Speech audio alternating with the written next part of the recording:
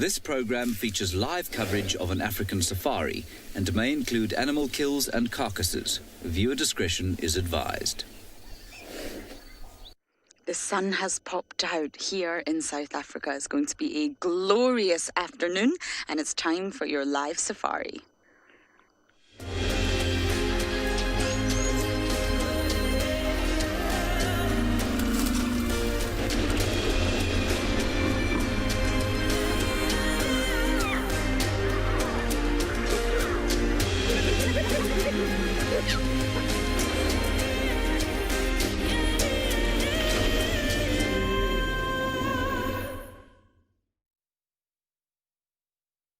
Good afternoon, everybody, and welcome to South Africa. Sunny South Africa, I'm glad to say, because this morning wasn't sunny, but the sun has now popped out. My name is Lauren. I do have Davy on camera, and I'm very, very excited about today. This morning was busy with a lioness and the prospects of 2 leopardesses. So today's safari is slightly different. I'm going to drive to get going because there's lots of areas I want to check. We've changed things just a little bit, and now, instead of the first 45 minutes being dedicated to kids, I guess the whole drive is dedicated to kids. Kids, you can ask your questions anytime, not just in the first 45 minutes. You still use the exact same email address, which is kidssquestions@wildearth.tv. Hello, butterfly. And you can send them in throughout the entire drive. Oh, it was landing. Davy, I think it's going to land. No, it's not. It's a monarch, the last of the butterflies. I wonder if we can catch it. Or have I just given Davy an impossible mission? That's also possible. But yes, kids, ask your questions all throughout the drive, the same email address, and hopefully, we will be able to answer them. And everybody else, send your questions in too, using the normal platforms, #WildEarth. And we're very much looking forward to hearing from you all. Now, just an update from this morning. I had the nicked-eared lioness from the Nkuhuma Pride. We managed to spend quite a little bit of time with her until she crossed out. Yes, those evil words, crossed out, across the southern boundary into Little Gowrie. We had fresh tracks for a female that I think was Tandy, but I suppose you never really know. And Kalamba was around this area as well. So that's what I'll be doing this afternoon. And just for your information, James, unfortunately, will not be out, I'm afraid. Rusty's not feeling very well. I'm going to hospital, shall we say. Hopefully Rusty will get better soon. It's not James that's ill, it's the car. The car is called Rusty. So I'm going to get searching. I would really, really like to see a leopard today. So that's my plan. I'm going to bumble on and hopefully find those spotted cats.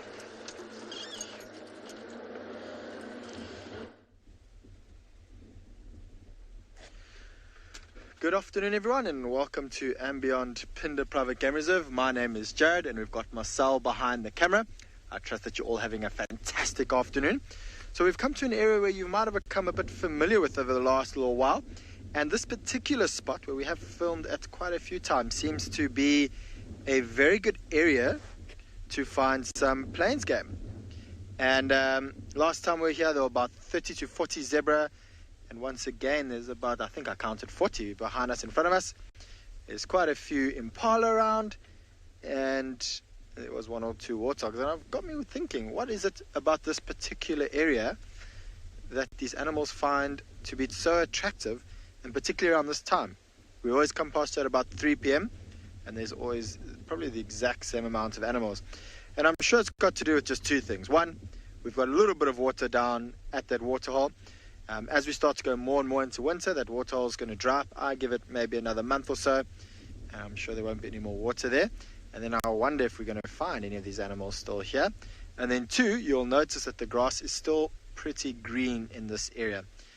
And because of the high traffic of animals to this waterhole and the amount of grazing that is done here, the grass that will then replenish this area will be often your pioneer grasses or your decreaser grasses, which are very rich in nutrients. And so it's a very high grazing area. And the great thing is that there are a couple of foals in this herd. So it is now just disappeared. So we've got in the road, we've got 1, 2, 3, 4, 5 adult zebra and a baboon who is in the backdrop there, busy photobombing us. And then just on the other side of the zebra in the road on the left, you might see an extra pair of legs. And that is a tiny, tiny zebra foal. I reckon probably maybe only a week or so old. When we have seen this herd in the past, I didn't notice this foal with them last time. So I'm hoping that the adults move out the way so we can see that foal. But the foal is a very strange color at the moment. It is a reddish color.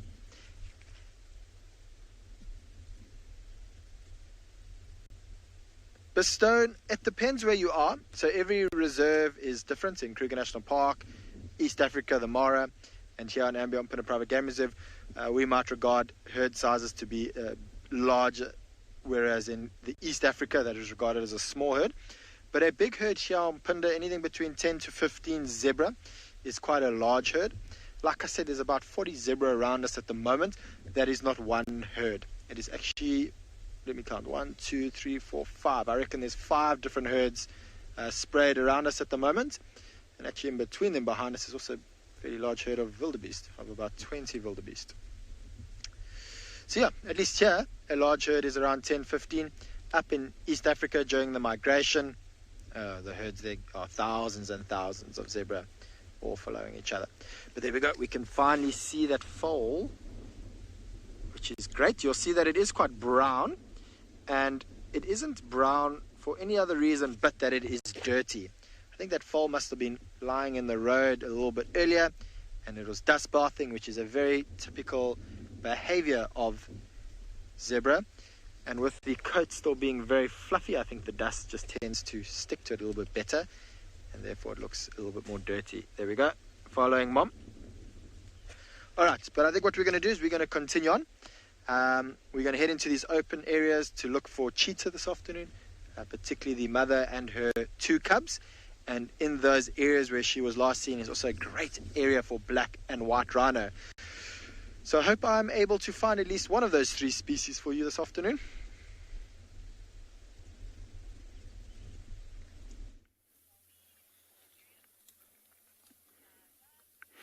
So we've also got a fairly open area, and we've got some elephants that are walking through it. They've just been for a bit of a drink and a dust bath, and now they're heading out to feed on the beautiful golden grasses of the Lowveld. Hello everyone, I'm Mike Anderson, and behind the camera is Gerrit. Welcome to Pridelands Conservancy. Wonderful to have you here this afternoon. And we're going to be traveling around this waterhole a little bit today, follow these elephants a little bit for now, but later on we're going to try and go back. A lioness was seen a bit after the game drive, walking down to the waterhole, so hopefully we can find her a bit later in the drive, which will be quite nice. We haven't seen this lioness for quite a while. She's a single lioness on her own, very young as well. So let's see what we can do when we look for her a bit later. But for now, let's look at these beautiful elephants. Right now we've got a wonderful elephant bum, lots of elephant bums. And you can see the dust on their backs there, the brown marks from where they were dust bathing after they had their drink at the dam. They'll often bathe in mud or dust to try and protect themselves from the hot sun, and also to scrape away parasites, as we've talked about quite a lot. But you can see them now just shaking off the grasses as they feed. Grass is nice on the back. Dust is nice on the back, but grass is nice in the mouth, not the dust. So they'll shake that off. Oh, and there's a crested francolin calling in the background. Sometimes as these elephants move through the grass, they disturb all sorts of little creatures. And when they get separated like that, they need to call loudly to find each other again. You can see that elephant is using its foot to dig up some of the roots of what looks like maybe a raisin bush. They seem to be eating a lot of raisin bushes at the moment. It's quite interesting. Elephants like to eat all sorts of different fruits, and at the moment raisins seem to be on the menu. Yeah, that bush is not going to be feeling so good after this. There goes another elephant heading over there. I think it's like whenever you have something and you have a brother or a sister and they just wanted whatever you had, the elephant's going to go and try and steal whatever it is. Amazing, such huge animals can be quite quiet as they move through the bush. Not when they're breaking branches, but when they're just walking through You know, that elephant that just passed us, the one in the picture now actually, is probably weighing somewhere around 3 tons. That's 3,000 kilograms. It's about 6,000 pounds. And, yeah, making hardly any noise at all as they walk through the bush. They've got wonderfully padded feet. Also pretty well camouflaged. With the dust on their back, they kind of just look like a big termite mound. They came away from the water quite quickly, and now they've settled down. I wonder if they smelt that lioness down by the water somewhere and didn't like it, because there's quite a few youngsters in this group of elephants as well, some very, very young calves. So maybe the mothers didn't want their babies close to the lion with big teeth, although this lion is very small, so I don't think she'd really be worried about trying to chase any elephants. She'd be hiding. Elephants are so intelligent. Absolutely love just watching them. Look how that little trunk works its way around the thorny, spiky bushes to get to whatever they want. And the ears at the moment are not flapping at all. It's nice and cool. I mean, the sun is warm, but the wind is nice and cool. The air is nice and cool. So the elephants don't need to flap their ears to cool down. They're staying quite cool as it is.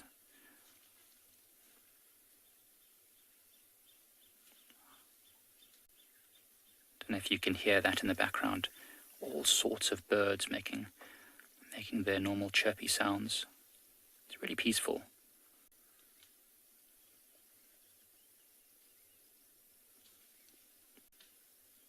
As these elephants are walking through the bushes, they do disturb lots of insects, and sometimes little birds try and catch those insects, so that's probably what we're hearing. Well, let's just watch these elephants as they feed slowly into the thicker bushes.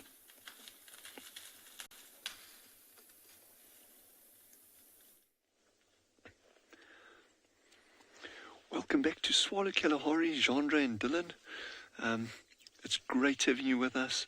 For any new viewers, it's fantastic that you're able to join us on this adventure.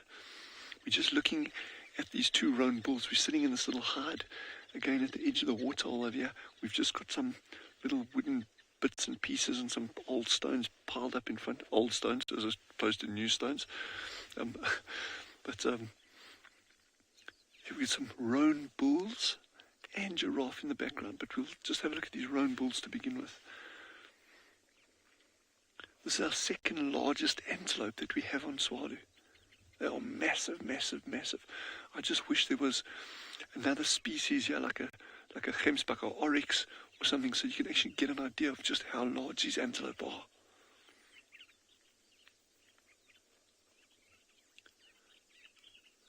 Yeah, so our plan this afternoon is we're just going to sit at this waterhole and just wait for what comes down, whatever it is. The wind is good for us. The light is good for us. So I'm hoping we find something here. Well, we already have. Roan, giraffe. There was a little piggy, a warthog that came down earlier. Lots of bird life. There's yellow canaries, laughing doves, red-eyed bulbuls. There are, what's that one? Blacks with lapwings, namakwa doves.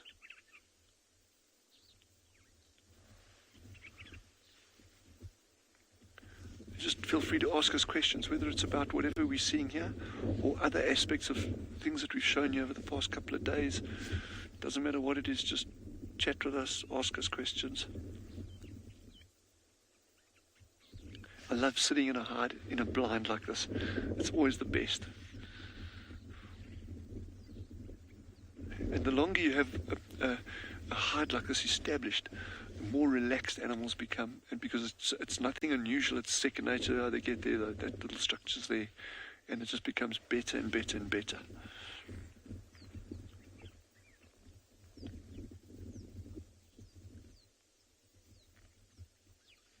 Those of you with us on the evening drive yesterday with those cheetah, so those cheetah are still out hunting, apparently.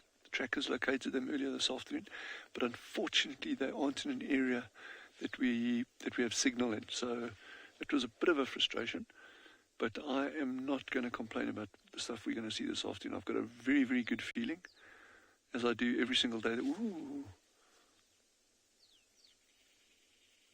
I think it's a new bird.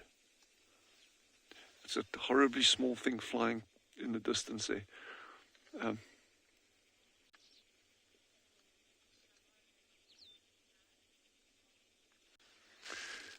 March is asking, is there anything in the Kalahari that would eat these guys?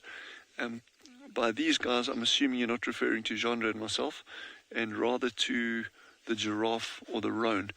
Yes, they are. Not so much giraffe. I mean, they are really, really big animals. Our lions here, to our knowledge, touch wood, to our knowledge, they haven't caught adult giraffe yet. But yeah, leopard can take roan calves. They'll definitely take roan calves. We've seen wild dogs going for injured roan and roan calves. So an injured roan is a very different beast to a full-grown adult strong male, as an example, which is the ones that we saw here were adult males. And then injuries from fighting with others. Roan are as capable of fighting as any of the other antelope species, and of doing very, very serious damage to each other. So they can get killed in intraspecific fighting.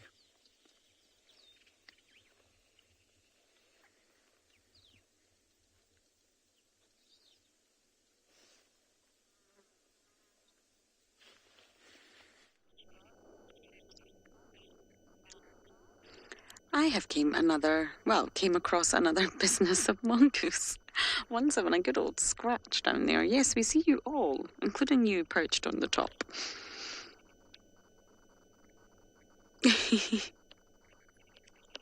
Now, it's not the same termite mound, that I have seen them at the past few days. So I wonder if this is a different... Oh, they're grooming one another. Wow.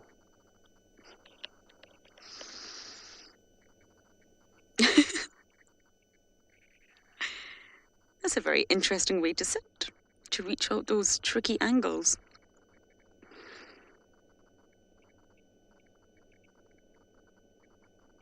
They're using their teeth as well. If they bite a little bit too hard, that could be painful. They've got very sharp teeth. But mongoose actually have a home range of about 1 kilometre square on average. And they have a network of mounds that they use. But interestingly enough, they do scent mark. They're territorial, and they will defend their own sleeping sites. And therefore, they need to mark their territories. Oh, right under the armpit. That must be good.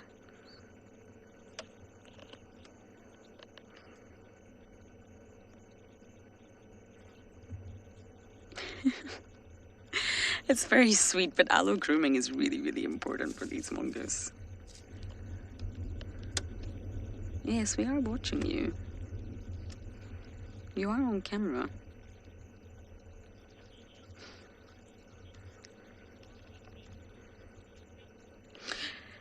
So yes, I'll come back to that point. Seth, you're asking, are they mates? Mates as in friends? Yes, absolutely. Mates as in, well, lovers? Possibly not. So with mongoose, very, very similar to wild dogs in that respect, they have a business and there's a strict hierarchy. So it's a massive collective effort of all the mongoose together to support the alpha pair. So the alpha pair is, well, they are the ones at the top of the hierarchy, and it'll be the alpha female and the alpha male. So they're all ranked, and they're ranked by age. And the alpha pair are said to mate for life. Believe it or not, they stay together for life unless something happens to either the male or the female. And they are the most dominant over all the others. Females dominate males in dwarf mongoose societies, and all the other individuals support the alpha pair's breeding effort. So that means they themselves do not mate. The subordinate members always sort of bow down to their superiors when it comes to food, when it comes to safety, and when it comes to supporting the breeding effort of the alpha pair. So I think those were mates as in friends, just assisting one another getting to those awkward places.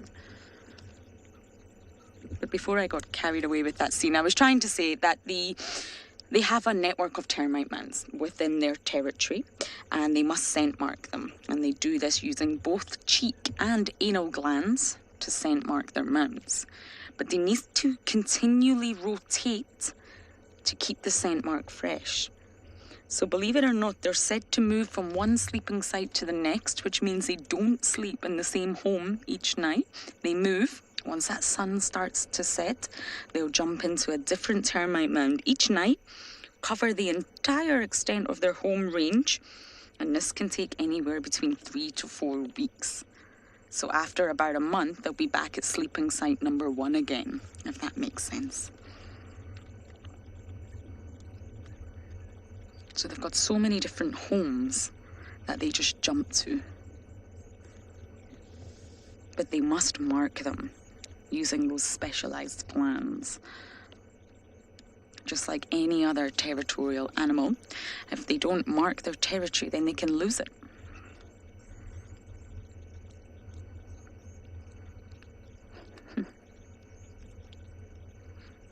And yesterday I had the most incredible sighting that almost everyone I told didn't believe me, including my colleagues, until I showed them the photo. And that was the dwarf mongoose with the giant plated lizard appearing to be friends. The mongoose tried to groom the lizard, but it didn't go down very well. The lizard is, of course, covered in protective scales.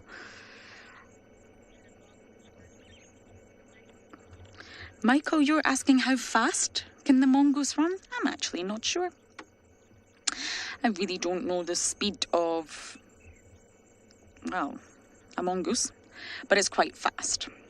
They're very sort of nimble on their feet. They're small and they've got really flexible spines. So in the case of any threat coming from the air or the ground, they run.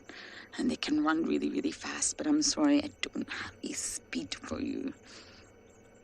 Sometimes when we drive up to a mound where there's mongoose, we have to sit for a little while before they relax and come out again. This pair is, well, they're particularly relaxed.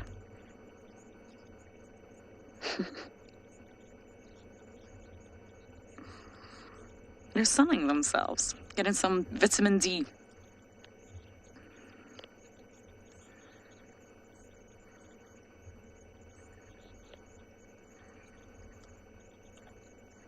But if you think of all the mammals out here that have to groom themselves, itch all those scratchies, scratch all those itchies in the awkward places, they don't have hands. So you see the likes of the leopards and the lions doing some extreme yoga moves to get to those awkward places. The dwarf mongoose here have it so easy because they can assist one another.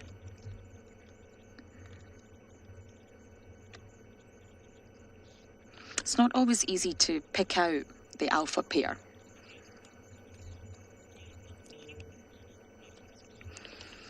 Delta, you're saying they're so cute.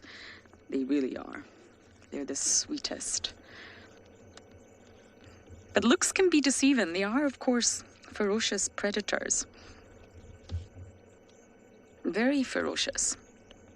If you ever watch a dwarf mongoose hunting, centipedes, scorpions are experts. So looks can be deceiving. Yes, you know you're cute. And termite mounds are just the perfect location for these mongoose. And when it gets cold, especially now in winter, it's so cold at night time, they can all huddle together inside.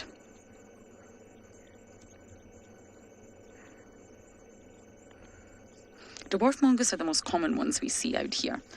But we do see slenders. Occasionally, very rarely, we see banded. Or there's a white-tailed mongoose that's nocturnal. We see sometimes at night time. They're much bigger with a white tail, believe it or not.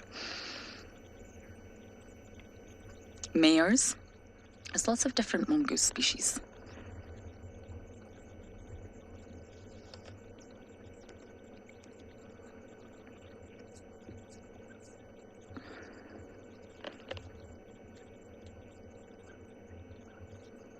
Gavi, there's one just coming down the mound here. I don't know if we can catch it, but we might be able to see how fast it moves. If it runs, you'll be able to see how quickly. Okay. I have a funny feeling this one's not going to play ball and it's not going to run. So we're going to sit here with our business of mongoose for a little while longer and see what they get up to.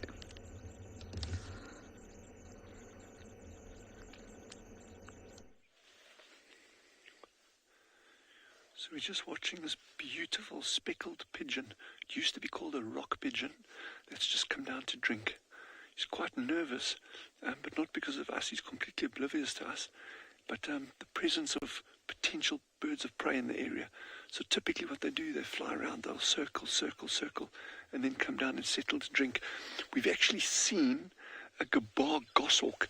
It's this little raptor, stands about that high, flying around in this area recently. But it's very, very special, and we're hoping we're going to see it. The gabar goshawk, you get the normal color variant, which is grey, and then you get a melanistic one, which is stunningly beautiful. It's pitch black with orange legs, or pinkish orange legs, and an orange beak and cere. So they're actually around here, and they should be starting to nest now. We're just right on the edge of the start of their nesting season. So a pigeon like that would be a delicious meal for a goshawk. So we're just going to keep our eyes peeled, and we might get a couple of other birds. Genre's tick list is just skyrocketing now, which is, I'm very, very pleased for him.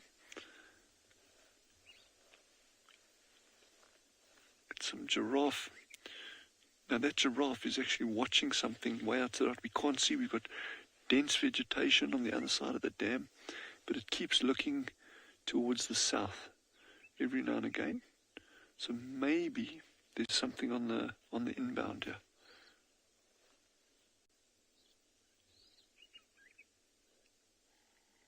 I just love sitting in one spot, but I think you might have guessed that by now.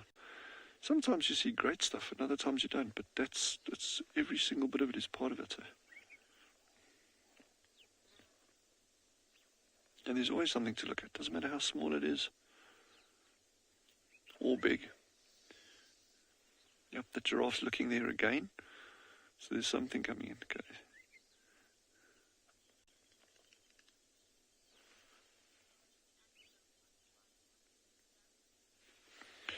Gus has asked, what is the largest antelope species on Tswalu?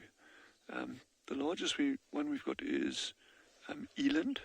These big eland bulls. They get to between 700 and 800 kilograms. That's a big antelope.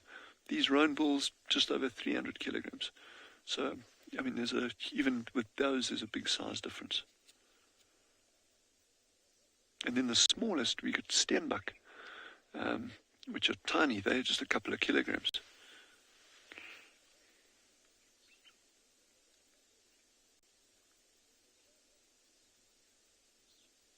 Oh, those giraffe are magnificent animals, She's very aware that we're here, but so relaxed as well. You can see if they're not relaxed, they're not going to stick around. I know what she's looking at. We can't, from Genre's angle, you'll never be able to see it, but there's another giraffe actually sticking out by the bushes, so he actually may come down a little bit later. There were lots of buffalo in this area this morning as well. So again, we are risking life and limb by sitting in this hole, taking a chance, whatever it takes.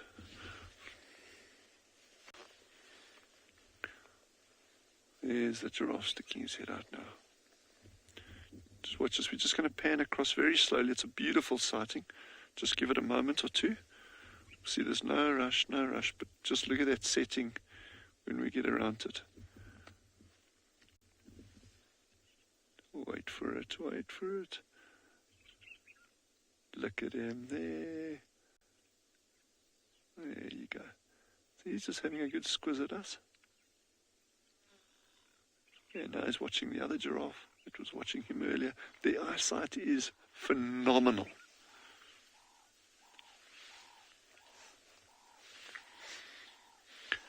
The eyesight, Megan has just commented that they're so much paler, and correct, they are much paler. Definitely pale. It's these dry, arid environments that makes them get that very pale color. But look what Chandra is going to show you now. How stunningly beautiful is that? The moon over the mountains. Wow, wow, wow. This has already made my day, made my afternoon rather.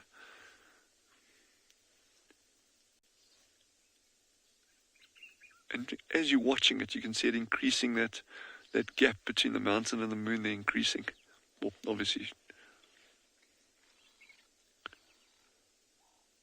Look at that. It just shows how fast the earth is turning.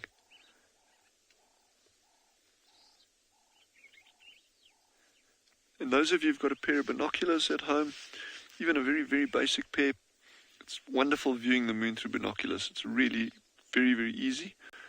And especially on a day like today where we are, it's just crystal clear.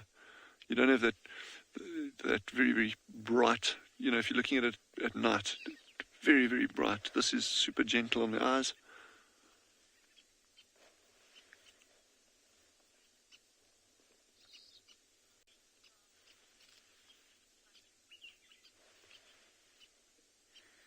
Yeah, Debbie says, looks like you can touch it, And I guess in some ways you can, that's not literally, but figuratively. I mean, it's right here, it's at your fingertips. It doesn't matter where you are in the world. And it's the same moon we all see. I mean, that's how they're going to get all philosophical there. But how cool is that, the same moon that we're looking at now is the same moon that you people are looking at wherever you might be.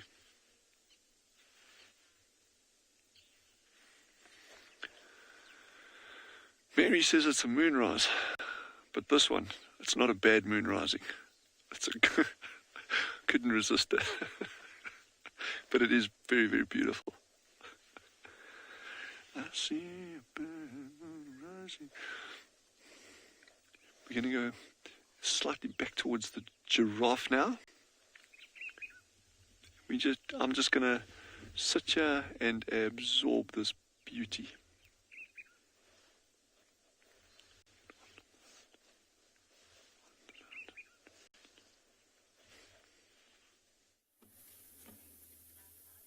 So our elephant was pushing over a knobthorn tree a moment ago. Now he's decided to wander off into the shade here, also probably watching that beautiful rising moon. Very, very well camouflaged. And then this green tree here, the reason why the elephants are not eating this is an apple leaf. The leaves sound like apples when you crunch them, but they certainly don't taste like it. It's quite bitter, quite dry and crunchy, and the roots of this tree are filled with a chemical called rotenone.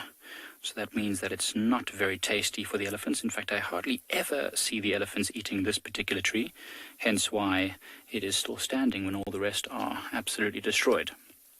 They will eat it on it if they are extremely desperate, though. But right now, this elephant seems to be enjoying the grasses. That's all it's been doing right now, is pushing small trees over. What I'm going to do is I'm going to try and move forward ever so slightly so that we can see this elephant just behind this apple leaf tree.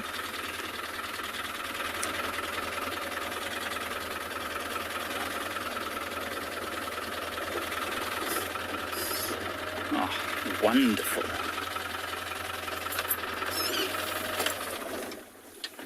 How's that for a view? So now you can see what this elephant is doing. All the trees that have been pushed over in this area, and the elephants are often around here, this leopard dam, and they push the trees over, and all the grasses that are protected from the sun and from other animals feeding become the elephant's favorite food at this time of year. So you can see there's these little white dots by the eye of that elephant. And those little white dots at the eye of the elephant, that is actually where dust, it's very dusty at the moment, a lot of dust has been blowing into the eyes of these elephants, and it's like tears. So as they produce these little tears, it washes the dust out of their eye and it collects right over there. So you can always tell when it's really dusty. So it keeps the elephant's eyes nice and clean. And you look at the skin of that elephant, you can see how cracked and dry it is. And that's often why they'll mud wallow, to try and put a bit of water on their skin and moisturize themselves before they go and rub on a tree or a branch. So you can see this elephant is still, the trunk is still dark with the water from when it was at the water hole and having a drink. So we were talking about how much animals drink the other day. And I actually did some research. Elephants can drink about 200 liters of water a day. Isn't that amazing? And they'll do it twice a day. So 100 liters in the morning and 100 liters in the afternoon. That's a lot of water, considering that that a glass of milk is about, a quarter of a liter. So, or a glass of water. It's a quarter of a liter. So this thing drinks a lot of water. Oh wow, look at all the little bumps all over the trunk. Do you see that? Those little bumps all over the trunk help it to grip all over the branches when it is pushing trees and pulling branches over. And it works with those tusks. So we saw the elephant earlier using its tusks like a bulldozer, pushing them underneath the tree and lifting the whole tree up and over so it could reach the grasses underneath. If we're lucky, we might see this elephant doing the same. What it's going to do now is use its foot. You see that? It uses its foot to pluck at the small bushes. So it'll hold the bush with the trunk so the bush doesn't move, and then with the heel of the foot, it kicks to try and loosen up the dirt. And then it will shake off whatever's left on the branch and put it in its mouth. Delicious.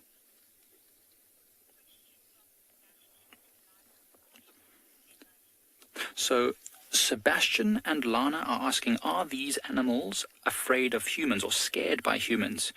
Certainly. Fed by humans. Oh, certainly not. No, these elephants are not fed by any animals. We are in Pridelands Conservancy, which is part of the Greater Kruger National Park and the Transfrontier Park, the Limpopo Transfrontier Park, which means these animals live completely wild, just roaming around and eating whatever they can. If we started to feed them, they might become quite used to that and then cause problems. Many animals can cause problems if you start to feed them, because then they become lazy and all they want is to be fed.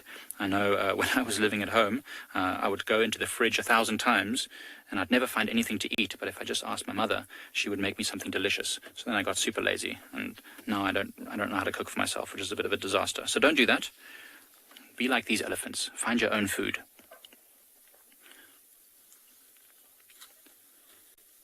Mr. Jordan's class is asking what the tusks are for. So as I mentioned before, the tusks are really, really useful tools. So you can see this elephant is just behind the tree, but you can see its tusks very nicely. And those tusks are very pale at the tip and darker at the base. So the tips are used quite often to gouge at the bark. So the tree in front of it is called a marula tree. So they'll use the tusks to scrape the bark off that tree to eat the sugary sap that's just underneath. They'll also use it, as I said, as a bulldozer to lift up branches and trees and to snap branches. But not only as tools, but also as weapons. The males will fight each other to be whoever's the top, and the females will use it to protect their youngsters from any danger. So the tusks are super, super important. Well, this elephant is going to be walking into the bush. Let's watch where he goes.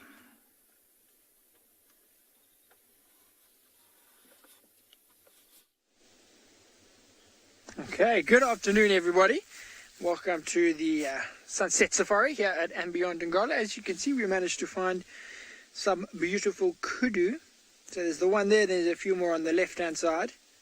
It just went across the road. They're hanging around with this fairly large herd of impalas. I think most of these animals have just been coming across from the river. So you see, you're with me this afternoon. We got OD behind the camera. And we've just been driving around really, trying to see what we can find.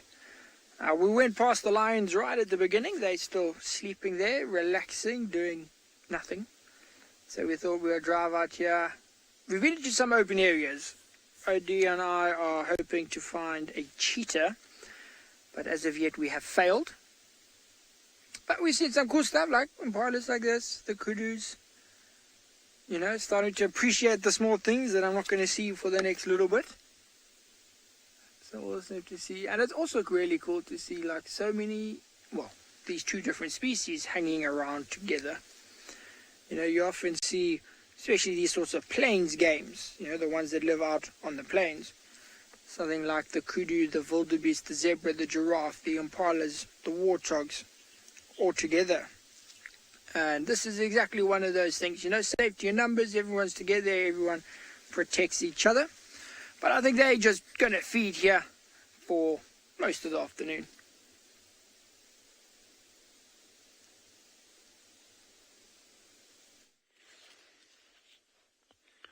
So we've got a little group of warthogs that has come down to the water to drink now.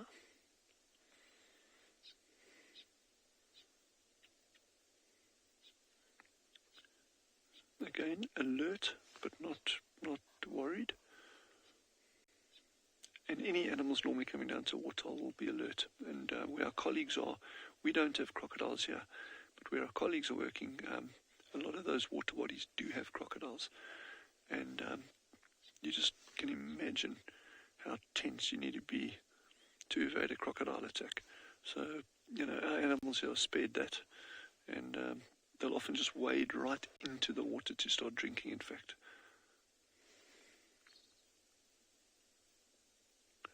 But waterholes are focal points for predators, whether it's a land-based leopard, lion, things like that, or aerial-based, your raptors, birds of prey.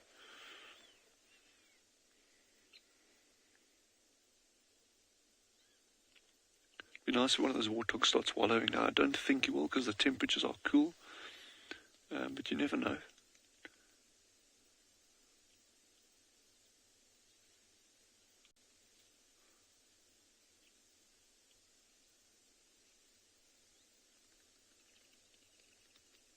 That's an adaptable animal, a warthog, and so widespread. Get them over massive areas of southern Africa.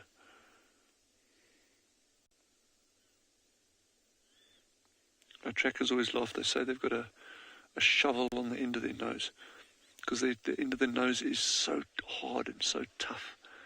And, you know, because they use that all the time for rooting out, you know, rooting around in the soil, digging out grass roots, tubers, things like that.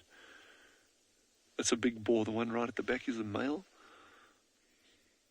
It's B-O-A-R and not B-O-R-E. But we don't know that for sure.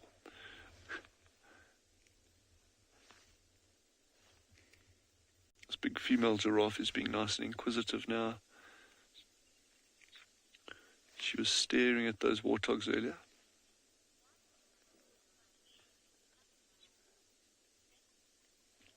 Seta has asked, why do the warthogs have such small tusks? Well, it was actually just these individuals. You get ones here with much longer tusks as well. And, yeah, so the length is very, very variable depending on the age of the animal, wear and tear on the tusks, you know, normal feeding. And then also in some environments, the tusks can be quite brittle compared to other areas, and that makes them more prone to breaking off. But yeah, we get warthogs here with really big tusks, long curly tusks.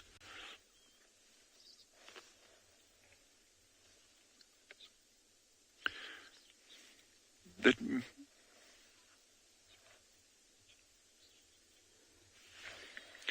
Edward has asked, are warthogs aggressive? Edward, they can be towards each other. Warthogs can fight. But interestingly, when you look at those tusks, it's not those long, big, curly ones that are the danger. Beneath those, the lower tusks are razor sharp, razor sharp, and those are the ones that can do the damage in fighting. And they're very well able to defend themselves. Of course, you know, if you get caught by a lion and you're that size, well, you're going to be a lucky piggy to get away. But they'll certainly definitely put up a good spirited defense. I've actually watched leopards catch warthogs and then get away from them. Oh, the pig getting away from the leopard.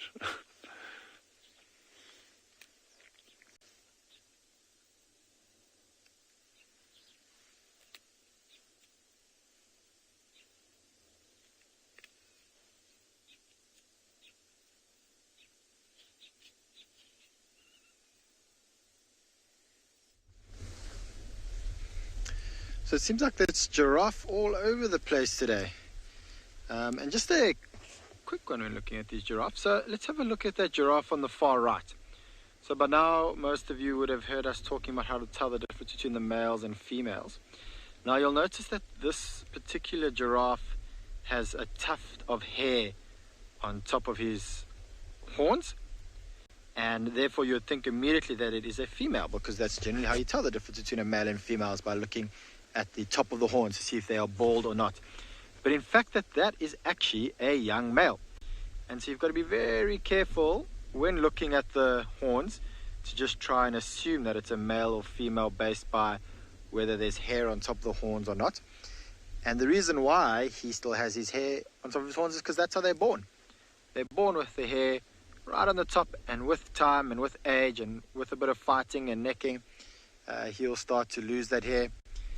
And so when they're young like this, the best way to figure out whether they're a male or female is to look for that belly button looking thing that sits sort of midway on their belly, which is known as their penis sheath. And he does in fact have that. And even at a young age like he is at the moment, their testicles are also very small. So it can be very tough to sex a young giraffe. But there's just a quick tip on showing you that you mustn't just quickly jump to an assumption. Whereas if we look at the two on the left, we've got the mother. You can see how thin the horn is, and the fact that she doesn't have that belly button looking appendage. And then that foal, now what sex is that foal? Because the horns, they have hair on top, just like they should, because both males and females are born with that. But we do not see the belly button. It's not a belly button, I just like to call it a belly button. But what looks like a belly button, it does not have that, so we know that that is a female. Often people make mistakes by trying to sex a young giraffe based on the horns itself. Now, very interesting that they both turned around very quickly like that. So the wind did gust from left to right, and I wonder if they didn't pick up on the scent of something up ahead. That's what they saw. There's a warthog running in the long grass and running away. So they must have heard it, probably not smelt it, because the smell of a warthog wouldn't bother them. They know what the smell of a warthog is, and they can distinguish the smell of a warthog against that of a lion or a leopard or a cheetah. Cheetah's probably the most likely of the carnivores that we're going to find in this area where we are at the moment. Go ahead, Clive. No, just the males from the last couple of days on Nyatilu. Sorry about that. Was just getting back to one of our colleagues, Clive, about where the male lion was seen this morning. And so you can still see the young giraffe, who wouldn't have as much experience as the mother, is still watching that warthog as it trots off. Now, maybe through lack of experience, it's not 100% sure yet exactly what that was. Whereas the adult to the right knows what a warthog looks like and smells like, and she knows that there is no danger in that direction. This is a great vantage point, and in this particular part of the reserve, I love to come up here just to scan all around the area. And one of the reasons why I like to park up here.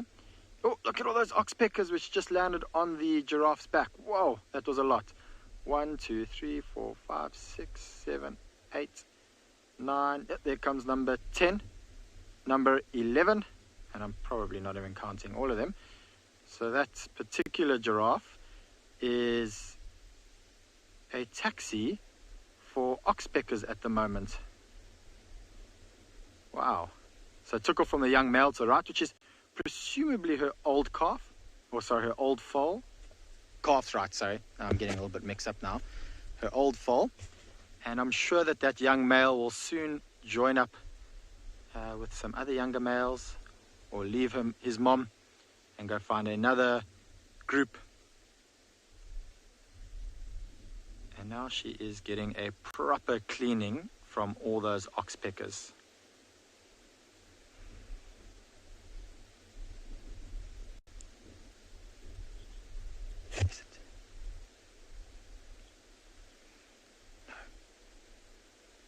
A lily age 11, although their Afrikaans name is kameelperd, which means camel horse, they are not related. Maybe distant relatives, but not very close relatives at all. And for those who didn't quite catch that, so Afrikaans, which is one of the languages which is spoken in South Africa, they have lovely descriptive names for quite a few different species of animals. Like a hippo is a siakwi, which means sea cow, and the giraffe is a kameelperd, which means camel horse. And maybe one of the reasons why they could call it that is because a giraffe walks like a camel, but it runs like a horse. I don't know, it's got a little bit of a head-like shape of a camel. I'm sure there's a better reason why they call it a giraffe horse. So the closest relative to the camel is the long horse.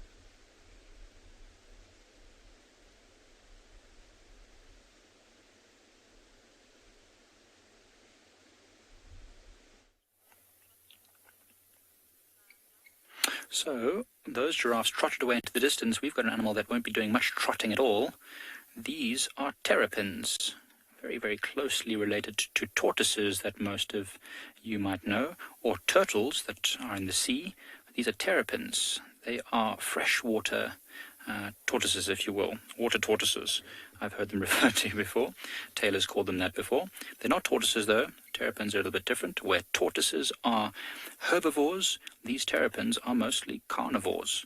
They'll be snapping up any bugs and insects that wander too close to the water, and even fish, small fish. They do enjoy those as well. I've even seen them coming up to buffaloes. When the buffaloes go and wallow in the water, these little terrapins will swim up and start plucking off any bits of dead skin if they've got wounds or sores, or they'll pluck off the ticks around the soft underbelly of the buffalo. I think the buffalo really enjoys it, to be honest. It's like a free cleaning session. So you see, these terrapins are reptiles, which means that they get the warmth from the surrounding environment. So what they're doing now, the water is probably quite cold. It is winter, so they are sitting on this log that's busy floating, or probably stuck on mud at the shallower part of this dam, and they're warming up so that they can function more effectively. Remember, when they're very, very cold, they can't move around very well or digest things very well or do anything really well. Interesting how they've got their heads all popped up. They need to put their heads up, exposing as much of their soft flesh around their neck as possible so that they can warm up as quickly as possible. Probably also helps them to see danger, though I don't think their eyesight is very good at all. Now, these terrapins are quite small. We get two different types, two different species. We get serrated hinged terrapins and we get marsh terrapins. Now, I'm not going to lie to you. Telling the difference between the two is something I've always struggled with. But these are quite small, so I assume they're probably marsh terrapins, because marsh terrapins only get up to about 2 kilograms. Serrated hinged terrapins can get very huge, more than 7 kilograms. That's big. It's like maybe a large house cat would be about 7 kilograms. So for something that lives in the water and swims around and eats little bugs and fishes, that's quite a big size, especially for a reptile. Actually, there's some places in the Kruger Park, which is what Pridelands is part of, where if you drive your vehicle through a small river crossing, terrapins think that it's a large animal and will actually come swimming over to the vehicle, thinking that they can pluck some tasty morsels. So you have to go through there pretty quickly before they surround the car. So these little ones here will be enjoying the fact that this dam is getting a bit of algae growing in it. So the algae that's growing in this dam that you'll see now is actually something that a lot of bugs might start eating. And so these terrapins will swim along that algae, plucking any bugs that get caught up in this algae. The algae is there because we've gone through a bit of a warm patch, been lots of sun, and as the sun heats up the water, the algae starts to grow and bloom. And then when it gets, and there's not that many bugs around at the moment, so they won't be able to eat it. So there's a question about whether terrapins grow out of their shell. Absolutely not. If a terrapin didn't have its shell, Dove, then it would be naked and very, very vulnerable. No, what happens is as they grow, the shell gets larger with them, just like what happens in tortoises. They grow, so those scales on the back of the tortoise, on what's called the carapace, are called scutes. And as the terrapin grows, the scutes get larger and they get rings. Something like what you would have learnt about trees. When trees grow, they get rings. So same like terrapins. When they go through the summer, there's lots of food and they grow quickly. The rings grow quite large or quite fast, and they get very broad. And during the winter, when their growth slows down because there isn't enough food, the rings become very narrow. So you can almost count the rings on the back of a terrapin or a tortoise to find out just how old they are, or at least an approximation. I don't know how old terrapins will get because they're quite small, but I know some of the tortoises that we get here in South Africa, the largest one is called a leopard tortoise, and leopard tortoises can grow probably over 70 or 80 years old, maybe even older, the very, very large ones. I saw one once that was so big that I reckon if I sat on its back, it would still be able to walk with me on it. It was a massive leopard tortoise. I wouldn't be sitting on these little terrapins. Shame. They wouldn't like that very much. King has asked a very good question, and one that I'm definitely going to have to research. But how many eggs do terrapins lay? That is definitely a question I do not know the answer to. But I suppose if they're similar to the other chelonians, which are what are the tortoises, terrapins, and turtles, they probably lay quite a few. It wouldn't just be one or two. It might be as much as 20 eggs, maybe more, because their offspring are very, very tiny, and they've not got hard shells that can protect them like these larger ones. So they need to give birth to, or they need to lay lots of eggs so that they can ensure that at least a few of them survive. It looks very nice and comfortable where they are. I'd love to be in that waterhole with them. Wild Earth relies on support from viewers like you to carry on broadcasting our daily live shows. A small donation goes a long way in helping us on our mission to connect the world with nature. Please visit our support page to see how you can help and become part of the Wild Earth family. Guys, we've just got this giraffe that's just watching us over here. We've had a couple of other animals coming in to drink, but they're just drinking and they're moving off again. So, yeah, we're just going to carry on sitting here very quietly and hoping that we get some other things coming down. These blinds work really, really, really well. And literally, even in your back garden, you'll be surprised if you can put up something in your garden or sit inside with just a window open.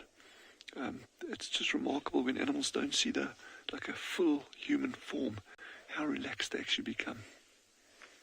And it really affords you a good opportunity of observing them, often at close quarters. Here's this speckled pigeon that's drinking it as well. I don't know, Chandra, if you can get this one.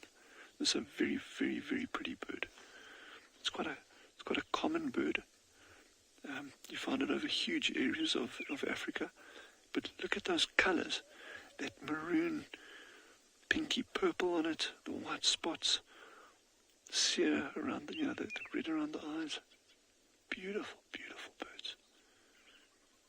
Remember I said they come in, they're always quite nervous because, these doves and pigeons are very important food items for a lot of these birds of prey. So they're never just going to come down land and drink and not be a little bit nervous. See, there we go. Okay. What a special afternoon, eh? Wow.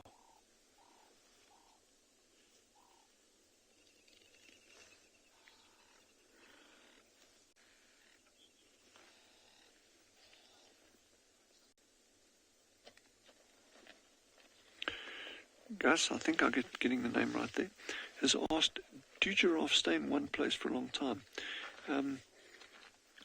They can, if they, like around a waterhole like this, you can see they'll linger around a waterhole, and then they'll move off.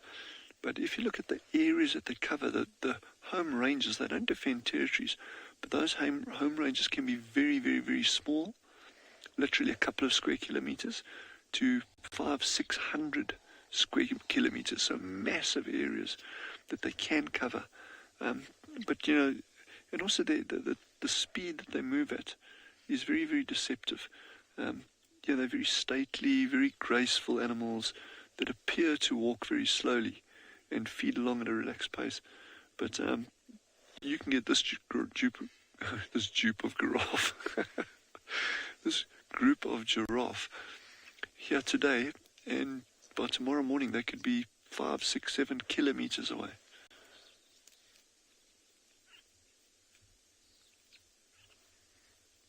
And I think a lot of it has got to do with the amount of disturbance on an animal. Here they're very relaxed, and so there's no huge need for them to move off.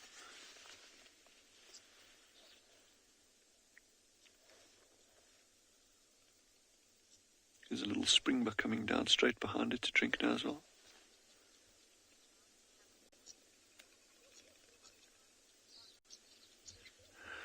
Anna is age 11, has just asked a nice question, a very cool question. He says, why do giraffe have horns? Those horns are also called ossicones. Actually, the correct name is an ossicone. Okay, but the reason they have those, it's not so much for fighting, because like most antelope use them for fighting or for display, and it's almost certainly that these horns or ossicones are actually more for visual recognition of others, in terms of not so much, well, are you a giraffe, yes or no, but rather in terms of, that's a young bull, that's an adult bull, that's a adult cow. Because if you look at that giraffe that's drinking, you can see on the top of those ossicones, there's actually hair. There's a little tuft of hair. And on the big bulls, if a big bull comes down, you'll actually see on the top of those ossicones, it's bald. And so with their extremely good eyesight, they'll actually be able to tell from a distance very easily. Even if the bottom of the giraffe is covered, because that's like where all the working parts are. So even if that's obscured from a distance, other giraffe can easily pick up which is male, which is female.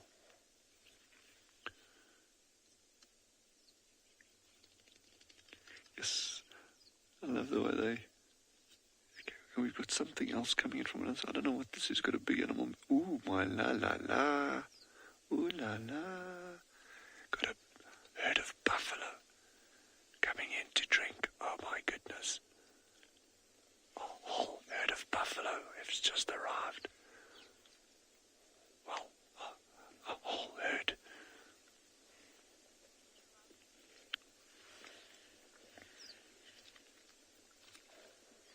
Olivia, I think I heard that question right.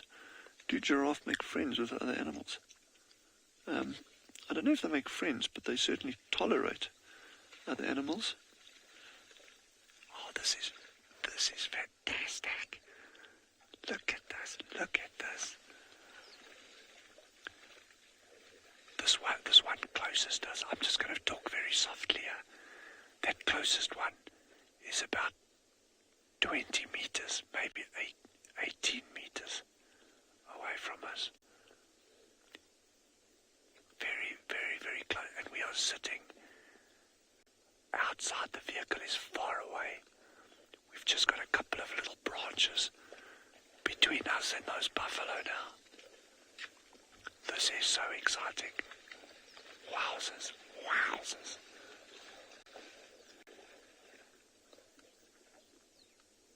This is incredible, guys. This is what it's about.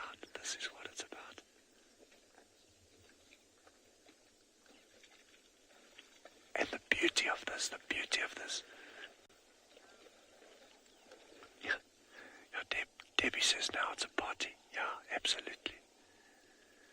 And what I really like about showing you this, I'm talking softly, not because I think they'll be aggressive, but I really don't want them to get a fright and then run off. This is widely regarded by many people as one of the most dangerous animals in Africa.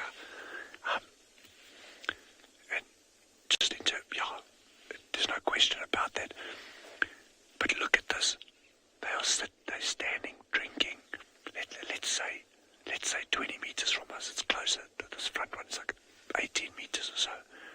But they're standing drinking, and there's no issue here. This is just absolutely incredible. If they do run towards us, I think I will leave Chandra here, and I will go get help.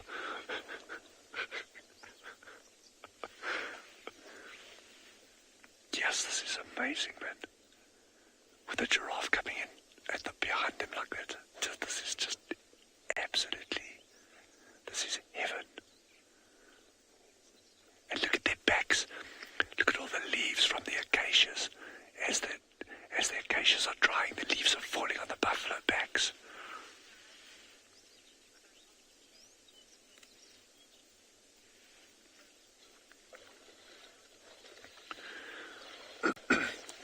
Veronica, that's a very, very, very good question.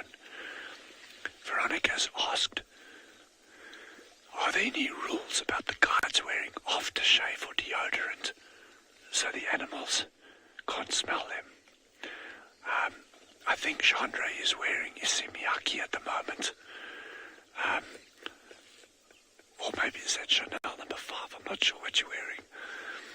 But no, neither of us are actually wearing deodorant or aftershave. There's no rules against it. But I think as long as you're showering regularly, I think we'll smell okay. I hope. I don't know what Chandra's opinion is, but we always I'm speaking very softly here. We're always very, very careful to try to choose our position so that the wind is in our favor. In other words, the wind is always blowing from the animals to us and not the other way around. That's the best thing we can do.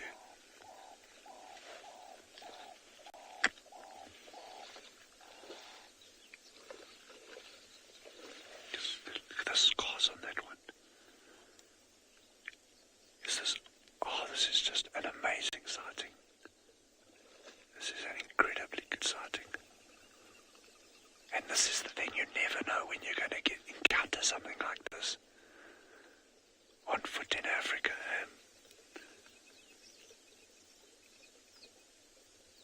Wow. So this is a group of bulls. It's a bachelor herd. And these bulls will stick together. There's a couple of very old ones in this group.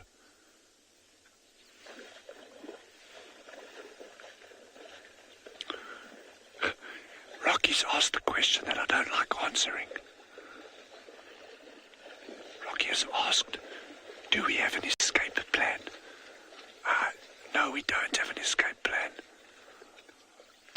That's the reality. Those buffalo could cover this distance literally in seconds, and it would not give us time to escape. And that's why I will trip Chandra, and I will make good my escape to go get help.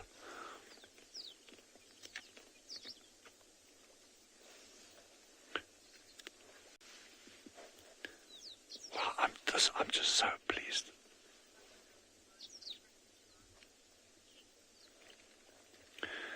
King has asked, will those buffalo attack those giraffe? No, they won't. I'm just winding everyone up here that these buffalo are actually very, very docile animals. They can be aggressive, but in a situation like this, the risk is absolutely minimal, I promise you. There's no reason why those buffalo would attack us or the giraffe. So, and that's why I'm talking softly, so as I don't frighten them and make them run away. And they've also got no reason whatsoever to go for the giraffe.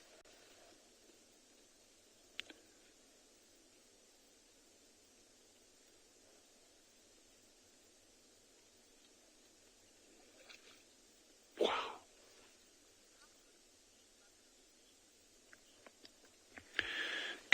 Caitlin has asked, how good is a Cape buffalo's vision? Its eyesight, it's very good. It's very, very, very good. There's nothing wrong with their eyesight. I just want to see if we can get this old bull on the right. Genre is doing like some contortionist maneuvers here.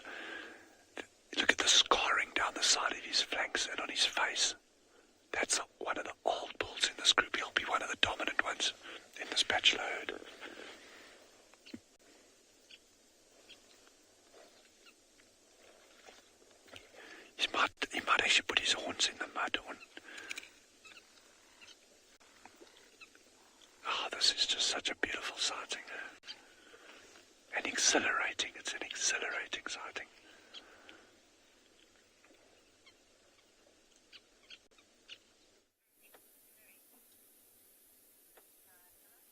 So we've got some awesome birds called southern yellow-billed hornbills, and they were busy digging in some what looks like buffalo dung or elephant dung for little bugs and insects that are hopping around. They are prolific hunters of insects, but they also eat lots of fruits, so sometimes they might even eat some of the grass seeds. But right now I think it's running around trying to catch any small bugs and insects. And these hornbills are quite comical, the way they hop around on their feet. They don't fly very well. They love to run around on the ground. I think the big bill stops them from being able to fly really agilely. You often just see them flying in a straight line. If they turn their heads, they'll cause a bit of wind resistance. But it's always interesting to watch them, because they've got this amazing, if you've ever tried to throw something really small up and try and catch it with 2 fingers, it's almost impossible. But these things, I was about to say, watch what it does with its beak as it picks up the little insects and flings them into its mouth. But then it flew off. Of course, I probably pointed towards it without thinking. And then it's an old guiding habit, or birding habit rather, that you never point at a bird, because of course the minute you point at it, it's going to fly away.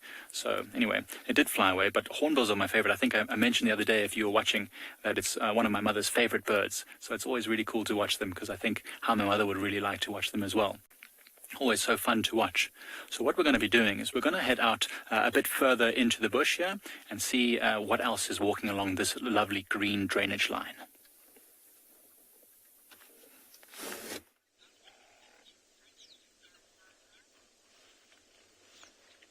So these buffaloes seem to have finished their drinking for the afternoon.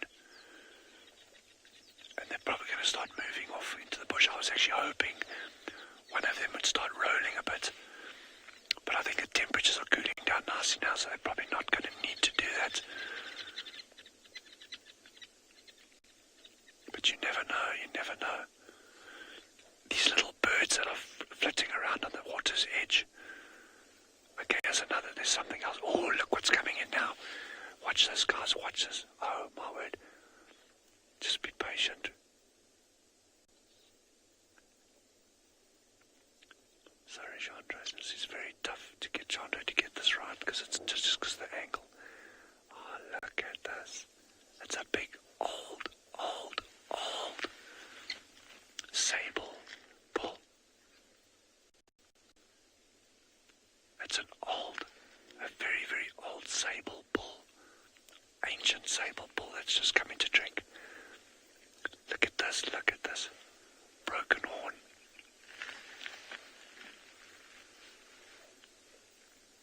Oh, wow.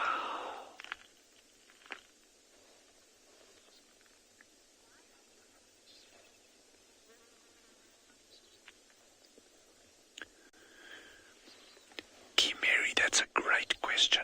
Very good question. Why are the horns of the buffalo so white?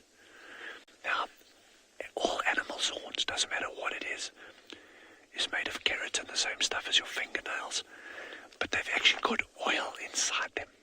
Okay, the horns have got oil, but what you find is as you go deeper and deeper into winter, okay, those horns start drying out a bit, and they actually start scratching a lot on trees, and that's because the horns are starting to dry out that outer layer. It actually gives it that white appearance. And if you look at this magnificent sable that Chandra is just on, with that broken horn, wow, what an animal, what an animal. You can see his horns are also very pale. That's an old sable bull, that. Wow, he could tell some stories, eh? Goodness gracious.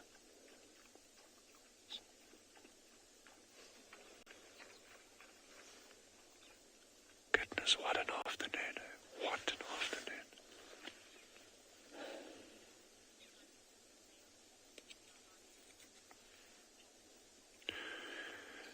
Joy has asked, do the female sable look like the males, or are they different? The female sable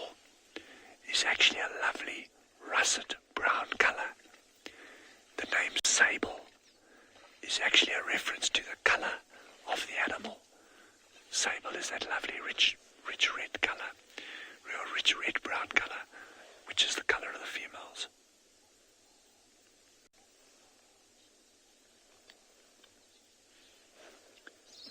Oh wow, this is amazing.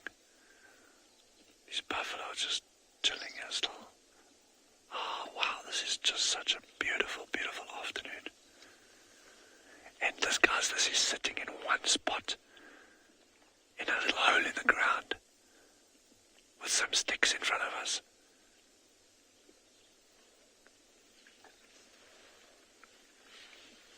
Watch this buffalo, watch what he does. Look at this middle one here. With that white patch on his side, he might turn towards us. He's actually scenting now. Oh, no, he stopped. I was hoping he would turn towards us.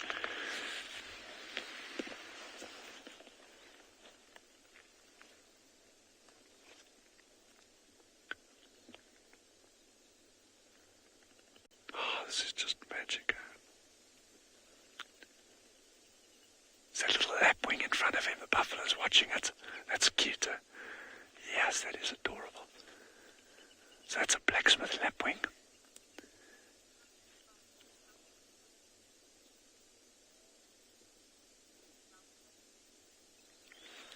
Welcome, this is awesome to see. Totally, totally, totally awesome. And to be actually sitting here on the ground with these animals, these massive animals, so close to you, is off the charts exciting.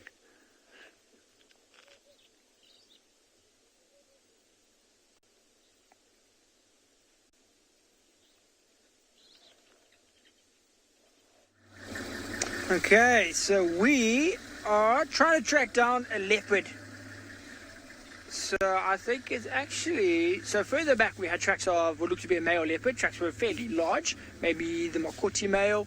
I think it was too small for the Tamboiti male. But then we got to a junction where there were kind of forks like this, and I lost the tracks. So in an area like that, those tracks were fresh in terms of after the rain, because that's the nice thing now, you can tell because of the rain from this morning. But, you know, there was elephants and there was rhino and there was impalas everywhere on top of it. So it was quite hard. So then I lost them. But now down this road, I've seen tracks of a female now. Slightly smaller than the male ones. That's how we know it's not the same one heading down the road. Also seems to be after the rain. They're fairly fresh. You can actually see them relatively clear for a track. And now it's just trying to figure out. So in this area, that could be either the Inyala female, Tswalu female. Oh, it's possible. It's possible. She may come down into this area. But hopefully we can actually find one. And then we'll be able to see who it is. And that's my aim now. We know where the lions are. They're not doing anything exciting. Oh, James. What would I like to see? So me and OD were talking about cheetah. We haven't seen a cheetah in... You haven't seen one yet, have you? So it's like, 6 weeks at least since we've seen a cheetah. So James, a cheetah would be amazing. But otherwise, I would actually just like to see probably the Inyala female, actually. You know, because we saw Makoti the other day. We know how he's doing. We know, you know, he's good, he's healthy, he's fine. Where the Inyala female and her cub, we haven't seen in quite a while. I mean, the last time I saw them was when they had that carcass stolen out in the east. So they would be really cool to see, James. That's what I'm hoping these tracks are, is the Inyala female. And she's somewhere down this road.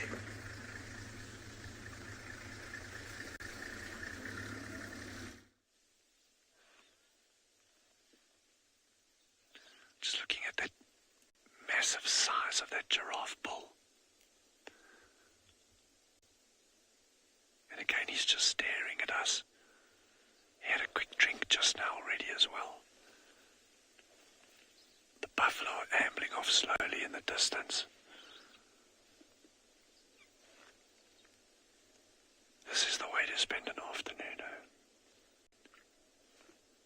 And I'm so glad all of you are able to watch this with us. This is just like, that's first prize.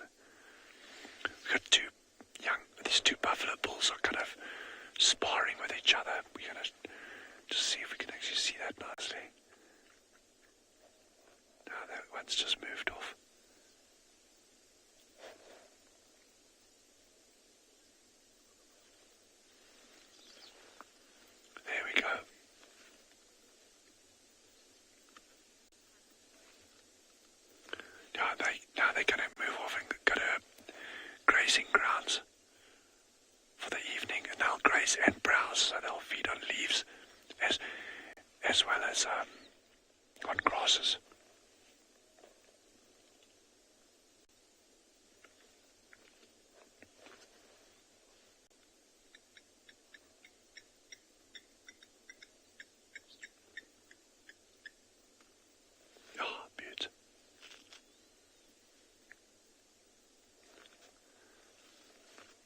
giraffe is still...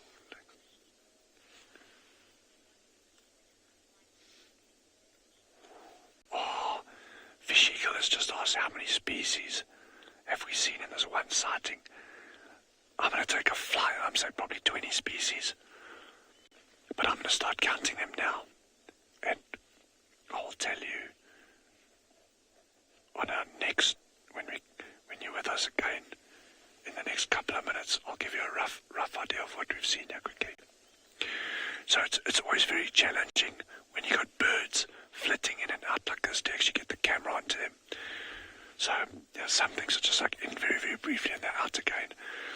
So we've got like some challenges in terms of the logistics of it. So that's why we can't like jump around from all the different species. But I'll do a quick head count and I'll come up with a figure quickly.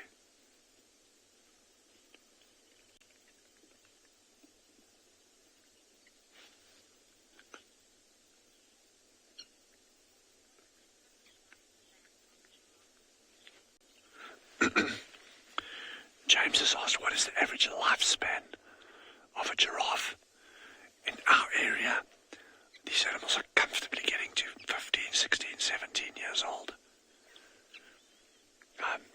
But again, depends on your level of predation. In areas where you get high mortalities from lions, the lifespan can be somewhat reduced as well. But they can go to over 20, well over 20 years older.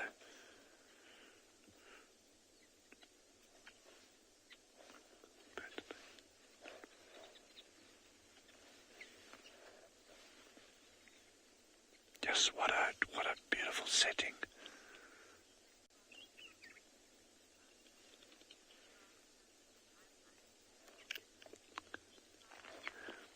Luke H5 has asked, do giraffe have good eyesight? Their eyesight is brilliant. Brilliant, brilliant, brilliant. If I'm out and I'm looking for predators, as an example, and there's some giraffe around, I always keep looking back towards where the giraffe are, because they don't miss a thing that goes on around them. Their eyesight is exceptionally good.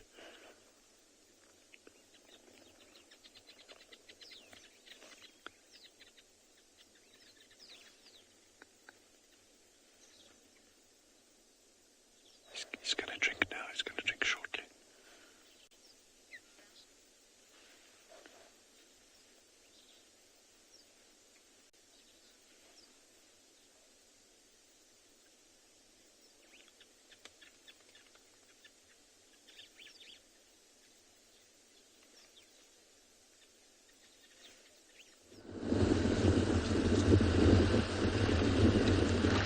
We are having a very quiet day here.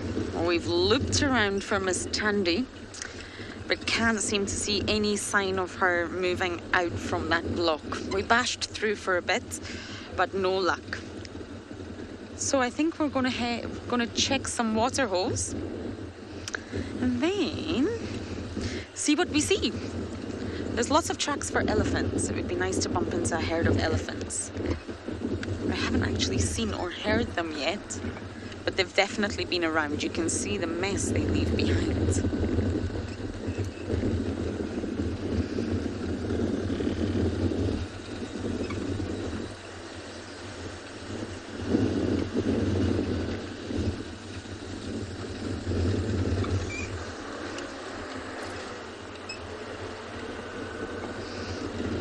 Just pull over and have a look at the road.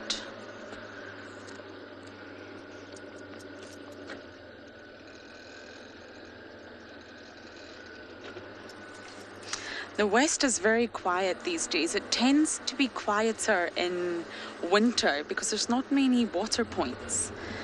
The pans in the west have all started to dry up, and the movement of animals in the west have also started to dry up. So I think we'll need to stay east today.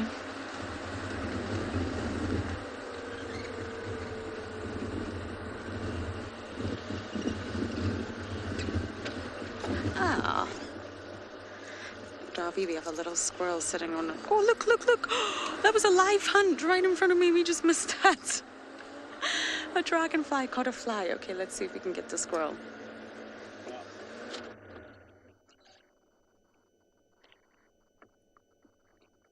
afternoon. The animals are loving sitting on termite mounds. They actually retain a lot of heat, so on a cold winter afternoon you will find that many animals will sit and enjoy sunbathing on the top of the mound. So they'll get the heat from above, from the sun, and then they'll also get the heat from underneath on their tummies.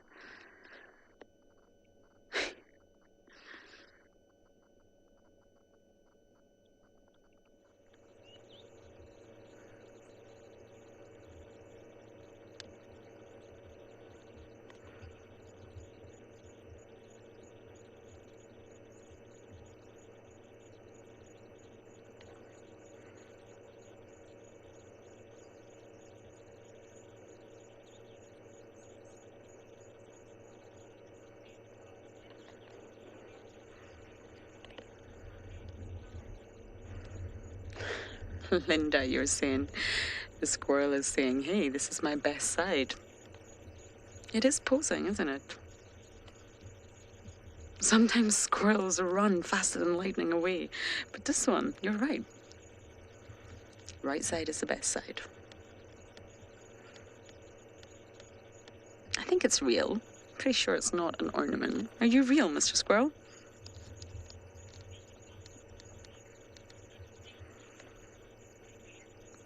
Yeah, you're saying amazing, isn't it? Sometimes it's nice to look for the smaller things too. It's not all about the big animals. Although you do want to catch up with the predators and the elephants, sometimes you've got to stop and appreciate the smaller animals too. And squirrels are very important to the ecosystem out here.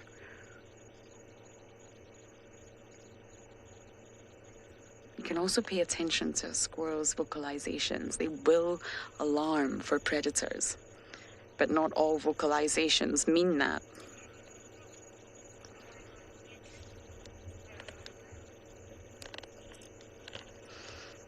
Okay, little squirrel.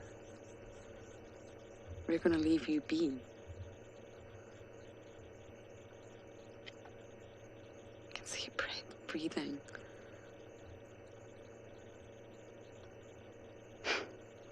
At least we know it's real. It's not an ornament after all. Okay, little squirrel, we're gonna continue our bumble. And let's see what we can find. I think we're gonna head to Galago Pan and hopefully somebody's having a drink.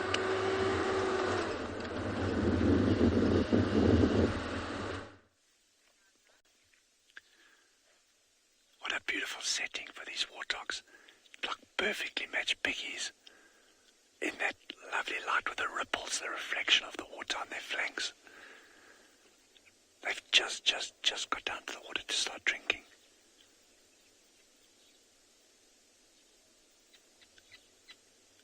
Wow. That's even watching common species, it doesn't have to be something rare. It doesn't have to be something big and scary and exciting like a buffalo. It can be the simplest things that are sometimes the most special things to watch.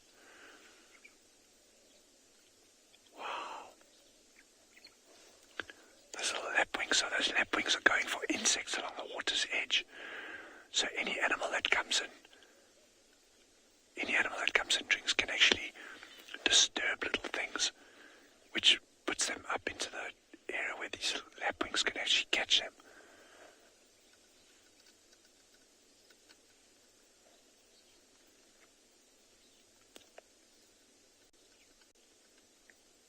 Oh, I've always thought it must be so good. After like a long day in the eating dry, dusty grass and roots, to get to a waterhole and you can drink nice, cold, cool water.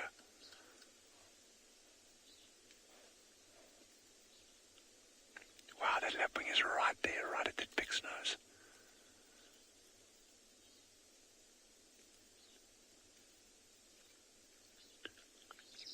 That pig's missing a tail. That pig doesn't have a tail. You see that?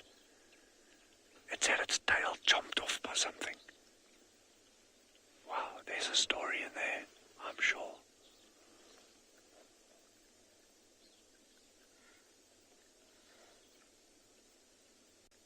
I can actually hear them from here.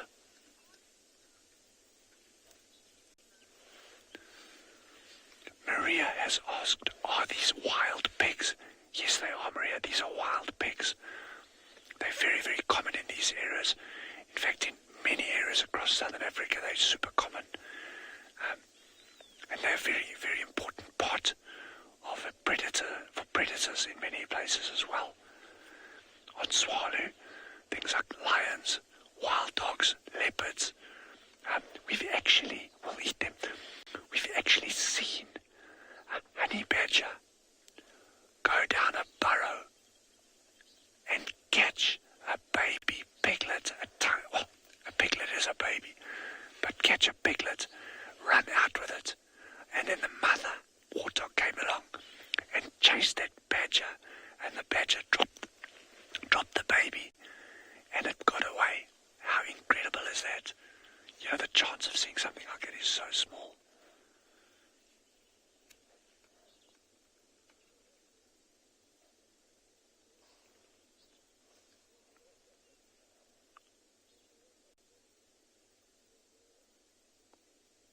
Wow, look at that.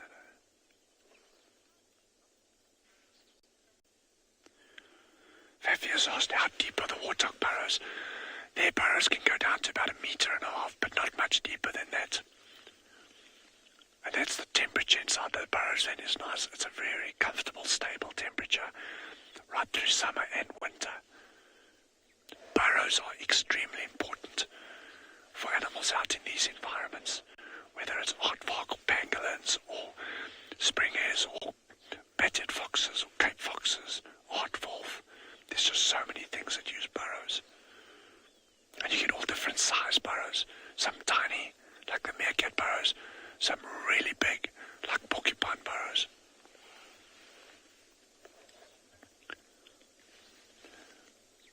And some animals actually burrow holes from other animals.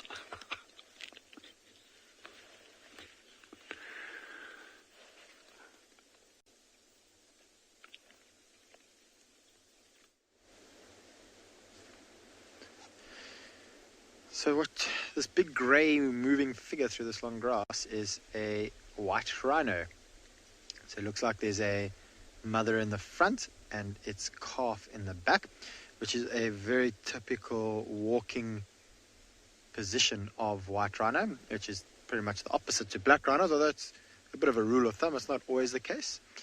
You will often find that the white rhino mother walks in the front and the calf behind her. Whereas with the black rhino, the calf is... Actually, sorry, I lied to you. I just had a bit of a brain wobble. This is the opposite of what it's supposed to be. So generally when you... Apologies for that. Generally with black rhino, you find that the calf follows from behind. And with white rhinos, the calf is in front. So this is one of those great examples of how no matter what you read in the books, animals love to prove you wrong. And I have seen it more so than what you would think. One of the reasons why you might be finding in this case why the calf is following the mom like a black rhino would is because of the terrain that it is in. And that is probably why you also find the way the calves follow the parents, the difference between black and white rhino. So generally white rhinos are in open areas, and so the calf will be in the front and the mother behind, because the mother can watch over the calf, she can see what's up ahead, and she can sort of nuzzle the calf where she wants it to go.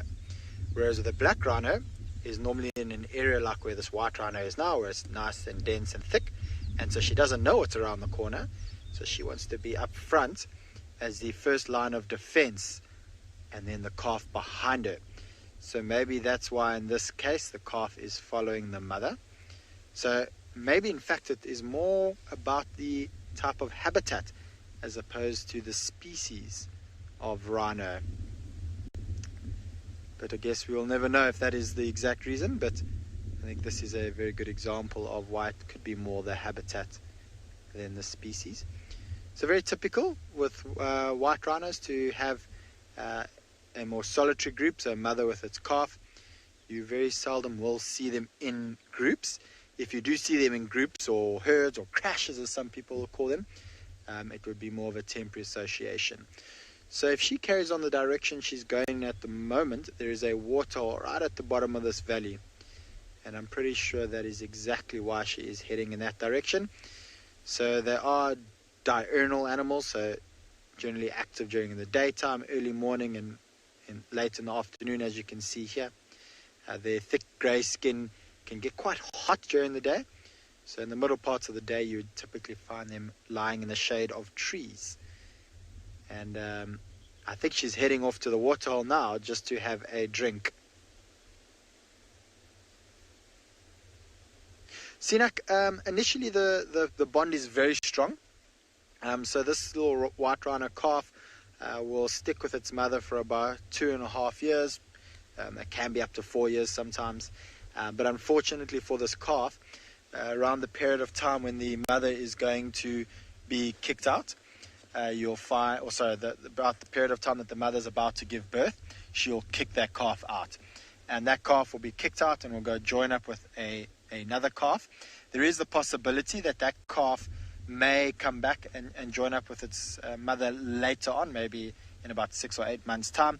But typically what would happen is that calf would then join up with another female with a calf at about this age, and is what we call a satellite calf. So, Sinak, there is a bond, but unfortunately it is for a short period of time of about 2.5, 3 years. And then it's out you go.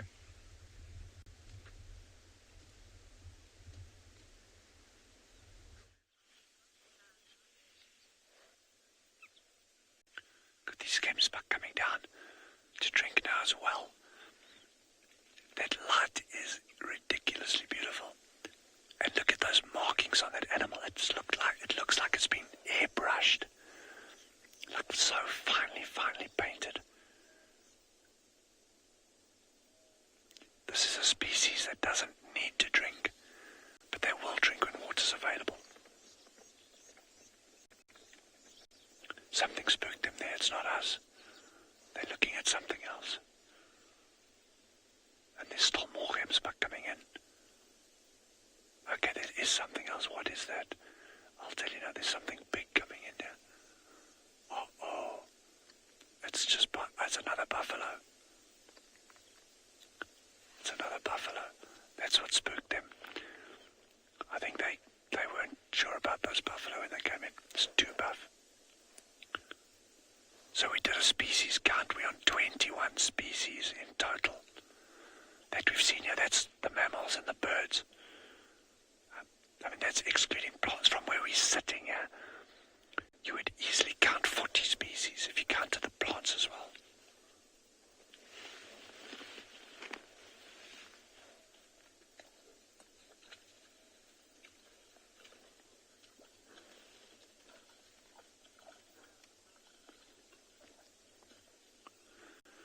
Anna's just asked, how territorial are buffalo? They're not territorial. But you get dominant bulls within a group, and they're the ones that'll fight to compete for the females, but they're not territorial. They're very, very, very social animals, and they'll tolerate a lot of other buffalo in the area.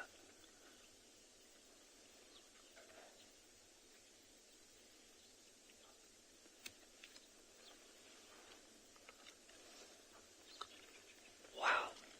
Just everything about this afternoon is beautiful. Everything about it.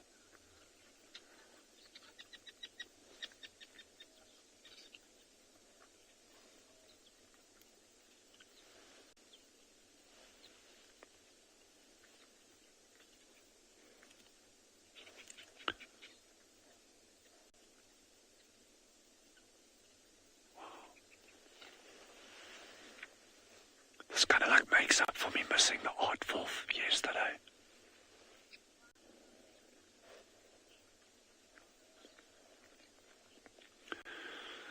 Victoria's just asked, why would the gemsbuck be scared of the buffalo? So Victoria, it's not that they were actually scared of the buffalo. I think those buffalo came out from behind the bushes and they startled the gemsbuck, so the gemsbuck wasn't sure what it was at first approaching.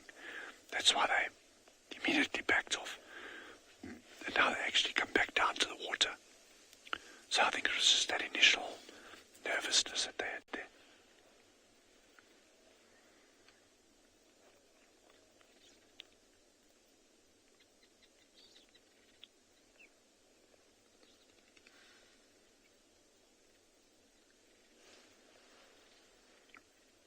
So I wonder if these ones, they couldn't have met up with those other buffalo, because that first group went off in a different direction, and these ones came down later. I mentioned earlier about the acacias drying out going into winter. You can see all those leaves, those little acacia leaves on the top of that buffalo's back. So that tells you that they've actually been walking in amongst the bushes, underneath the branches, possibly even lying down, resting under them during the day.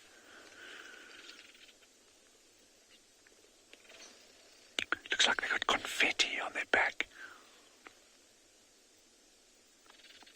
Or chocolate sprinkles.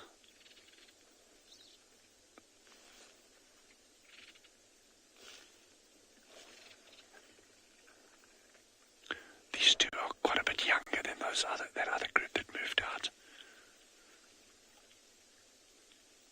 You see, the horns aren't as thick, and then the colour is a bit paler than the others.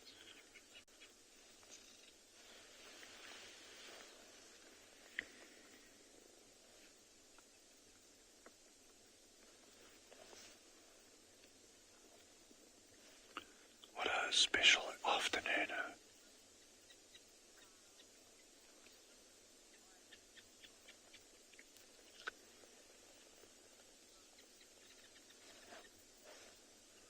Rosemary was just saying how horns can be such a fearful weapon on buffalo or on gemsbuck, and you're totally right.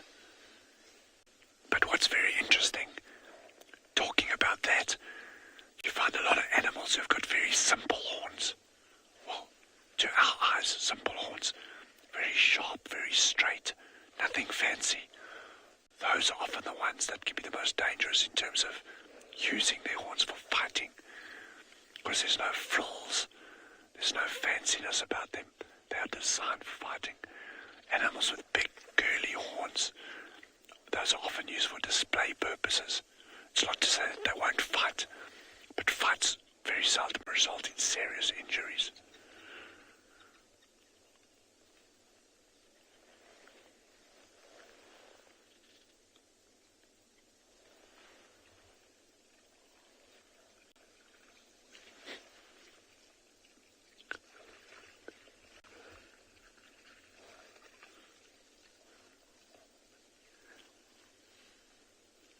Some interesting bathroom behavior going on here. That buffalo was peeing in the drinking water.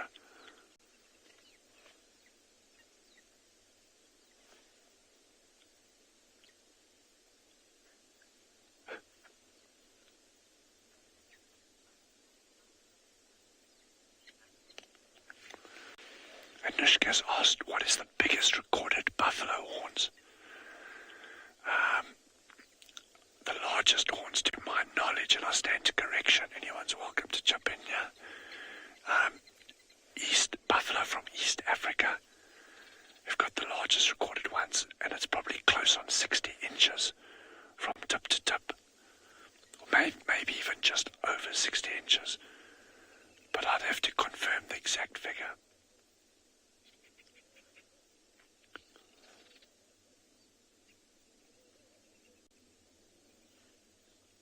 These ones here, I'm guessing, this one closest to us, that spread is probably 28 inches. To give you some perspective there. Wow, and the moon has climbed so high in the sky, we're not even going to go to it, but it's... Oh, we can. Chandra, my man. Chandra says we're going to we're flying to the moon. Here we go. There we go. There we go. There we go. There we go. So it's way, way, way up above the mountains now.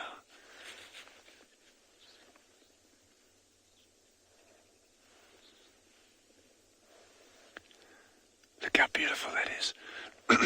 So some people say they can see a rabbit in the moon. Other people say they can see a lady holding a baby. That's what I see. But yeah, I don't know.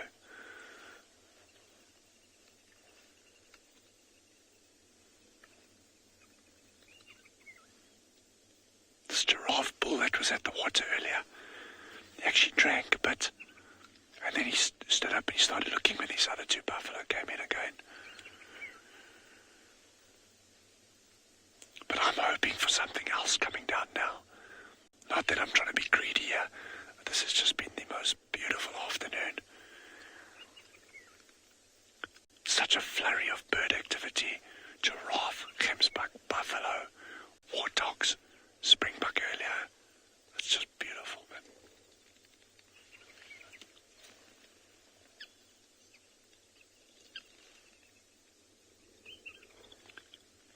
So just so you know, if anyone's wondering about safety here with us in Buffalo, our vehicle is about 60 meters, 70 meters away from us, so it's actually quite close.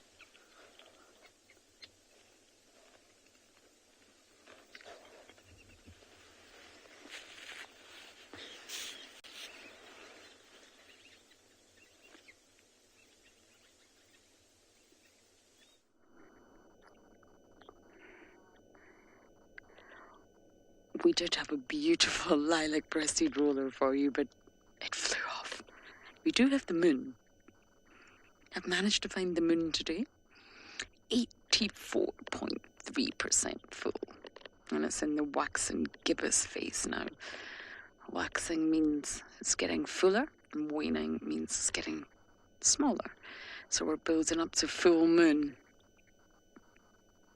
Oh, apparently you've already seen the moon. This is the moon from Juma.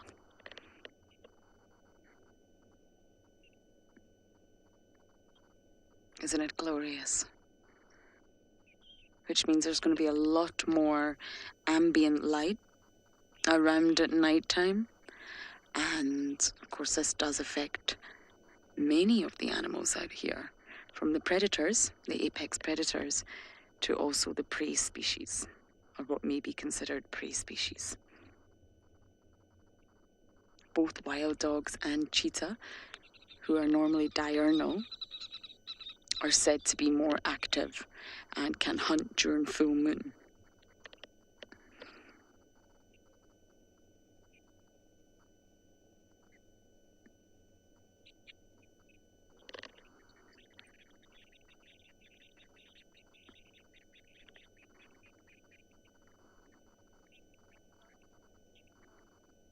So we're actually on our way to try and find a very special owl for you.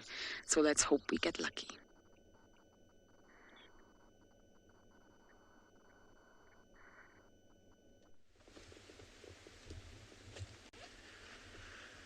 This is so awesome, everybody. I'm going to whisper just because these rhinos are close to us.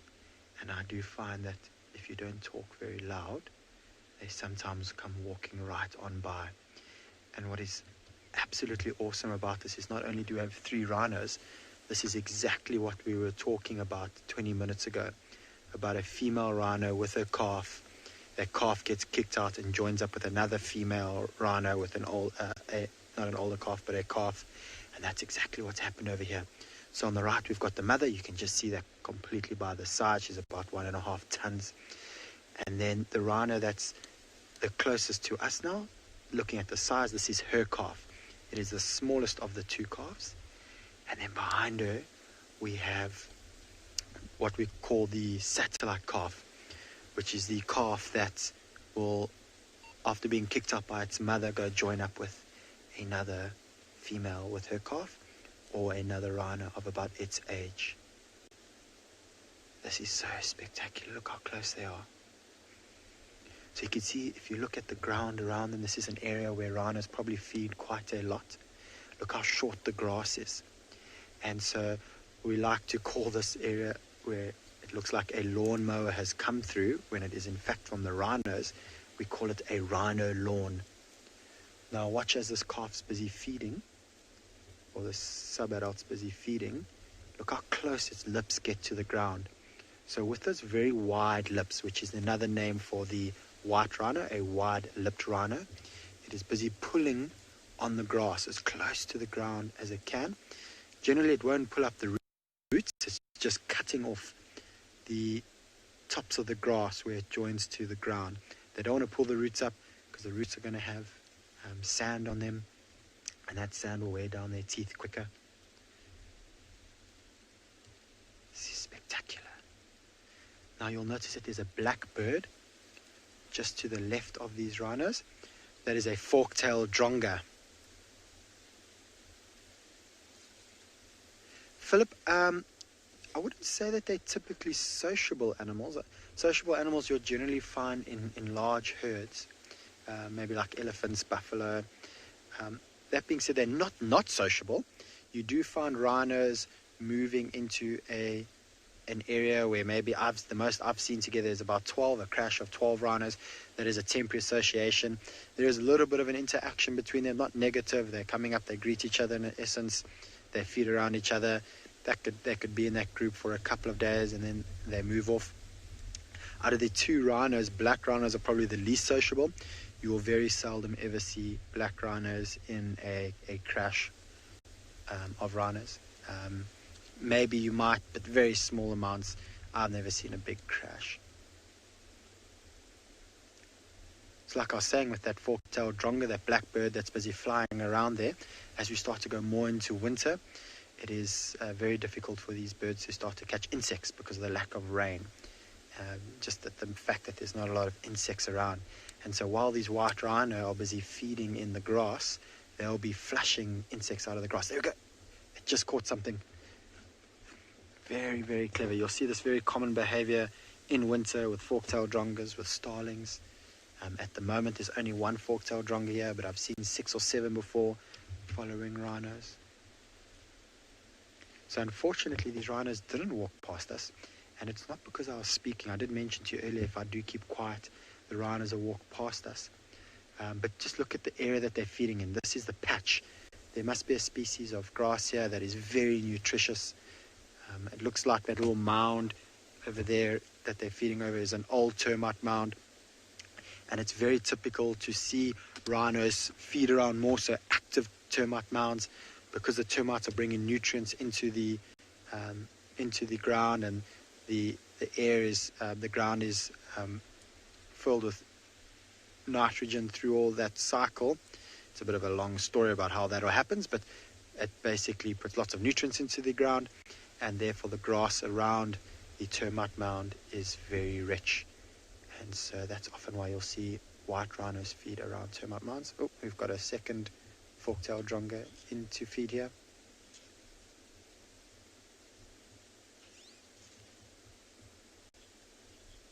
So Emma, age 6, very good question that actually. Why do rhinos leave them home, or more so let's rather say their mother, when they're 3 years old? So just before the mother has a baby, Emma, she wants to kick that older calf out.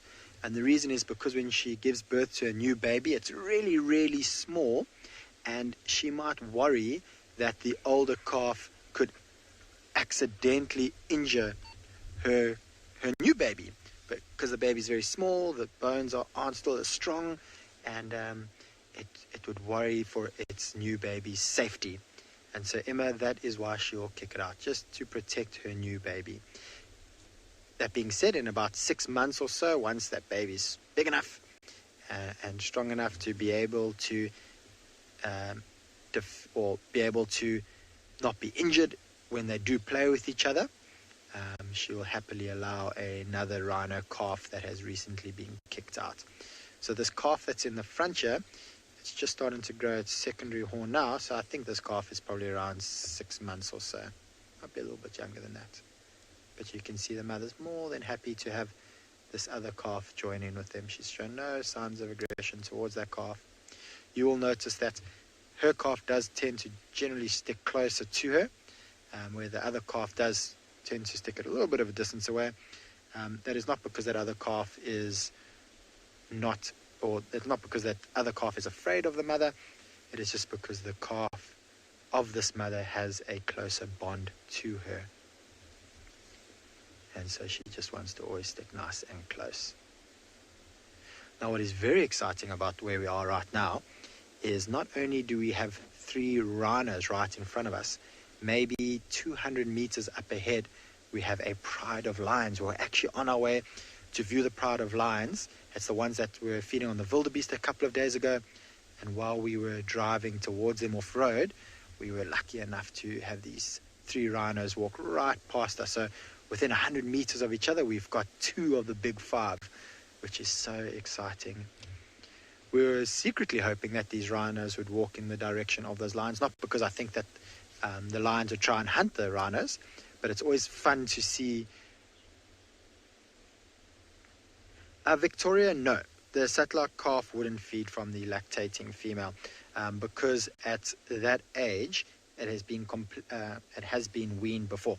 That being said, I have seen one try sneakily drink before, and the mother chased it away. She knows that that milk is for her calf. Her calf needs as much of that milk to grow up as quickly as it can and be as strong as it can, and to allow another calf to drink that milk would potentially mean that her calf doesn't get all the nutrients that it needs. So, yep, he was trying to be sneaky, but no, they wouldn't suckle from their mother. So just to get back to what I was saying, another question. So butterfly, a rhino within a month, 2 months old, you can already start to see the primary horn, which is the horn that's in the front, start to grow. And then at about 6 months, closer to a year, you'll start to see the secondary horn start to grow. But when they are born, the front of their face, where the horn would be, is completely flat. But technically the horn is there, but it just hasn't started to grow yet. Yeah, so like I was saying earlier, the reason why I was hoping these rhino would go off to the lions is not because I thought the lions would attack them. I'd hate to watch a lion attack a rhino, just because how precious rhinos are and how slowly but surely they're becoming more and more endangered, is that this mother may have chased the lions away. She could recognize the potential danger of those lions towards her calf, and so she could chase it away. But actually most of the times I've seen lions and rhinos come in contact with each other, the rhino walks right past the lions. The lions duck down, hoping that the rhinos don't see them, and then they walk on by. So it's always very exciting. They're together. You don't know what's going to happen, but for most parts, not too much happens. And once again, you can see they haven't left this patch that I was telling you about, this little rhino lawn. So I'm sure that they're going to feed here for quite some time, and then from here, once they've finished feeding, they'll probably go find a nice comfortable place in an open area to sleep. Wild Earth relies on support from viewers like you to carry on broadcasting our daily live shows. A small donation goes a long way in helping us on our mission to connect the world with nature. Please visit our support page to see how you can help and become part of the Wild Earth family.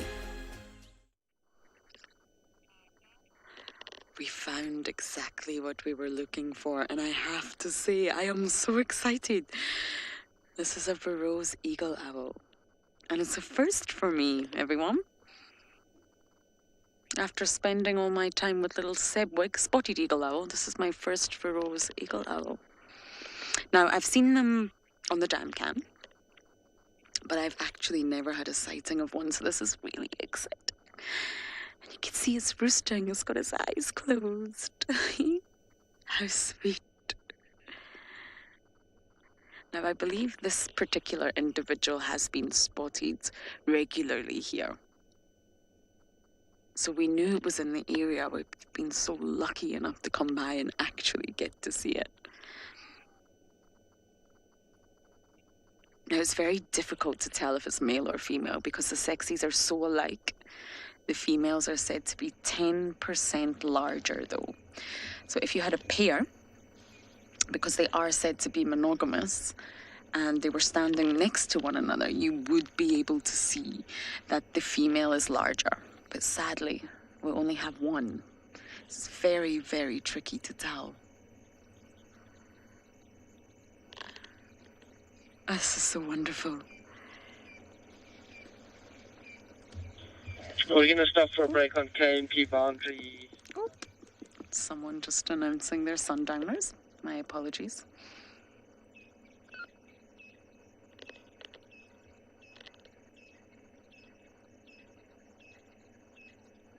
And I'm just scanning around to see if we can see the other one. Most owls are monogamous. And both the male and the female, they may not stay together in the same tree, but they do stay in visual contact with one another. Now, last year we got to watch, or even a little bit of this year, we got to watch a spotted eagle owl chick grow up. And we found it very, very young. We found it at 2 weeks old. And we got to watch it grow up. So wouldn't it be amazing if we got to do the same with a Burroughs eagle owl? It's a great way to learn about these animals.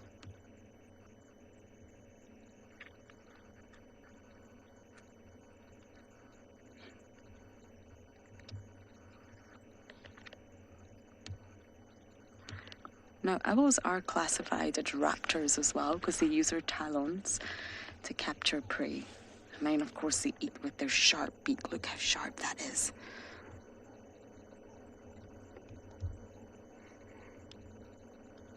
Now I can tick this off my wish list, everyone, and add it to my bird list.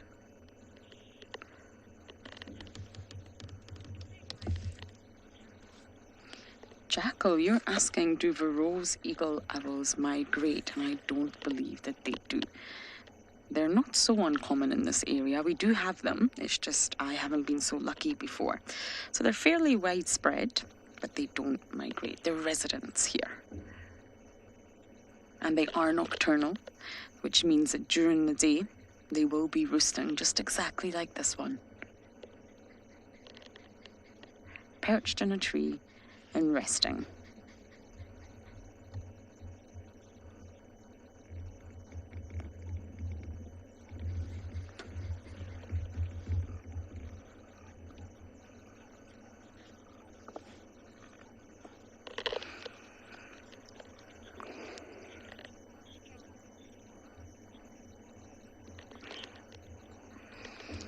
Anushka, you're asking how strong are the eagle owl talons?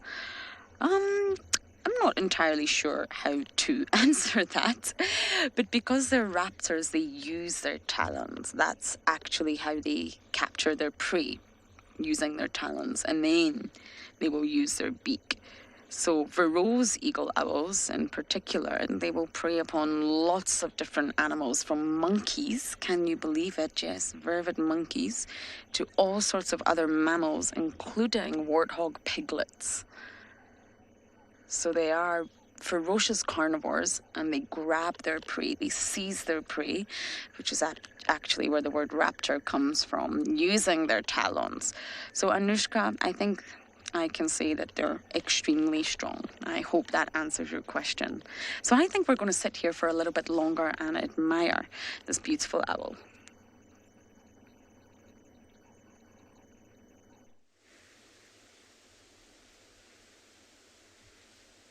So they have moved just slightly further from where they were feeding, but once again you can see that they've come to an area where it looks like there must have been an ancient termite mound, where there's a bit of a raised area, and you can see how all around that mound maybe these rhinos or other rhinos have been grazing away. Now, isn't that just such a spectacular view, everybody? So just to give you a little bit of perspective, is off in the distance, just on the other side of that hill that you can see, is the ocean. So I don't think there's too many places in the world where you can view a rhino like this, a white or black rhino, and in the horizon have the ocean. Absolutely spectacular. We have the sun setting behind us. Unfortunately today, not the most beautiful sunset, but every sunset is beautiful in Africa, I guess. And in front of us we have 3 magnificent white rhinos and a view to die for, with big sand dunes off in the distance, lots of rolling hills, and 3 prehistoric looking creatures.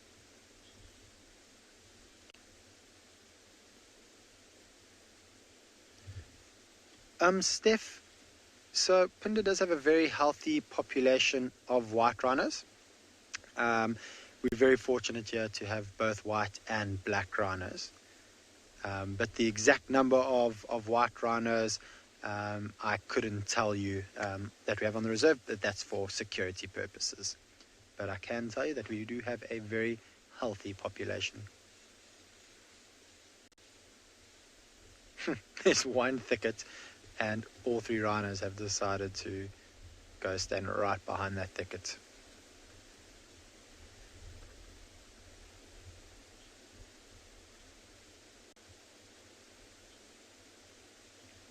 Lisa, I couldn't agree with you more.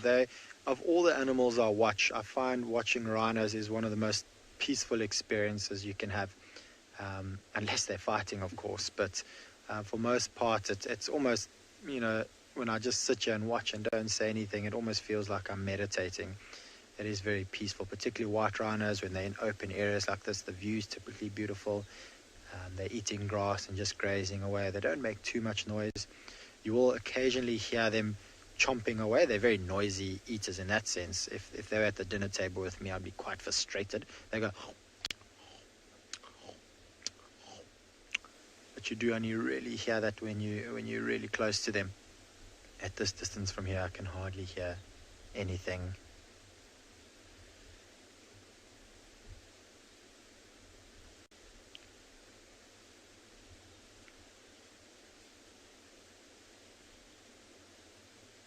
Meryl, they are most certainly playing hide and seek. It always fascinates me how such a big animal, like elephants for an example, or white rhinos and black rhinos, for their size, how they can completely disappear. And I guess it's just that grey, neutral colour. If they stand near to a bush or a thicket, they can completely disappear. You will notice that the mother is slightly darker than the 2 calves. I think that's got more to do with mud, old mud that's on her, or the calves were rolling around in some light sand.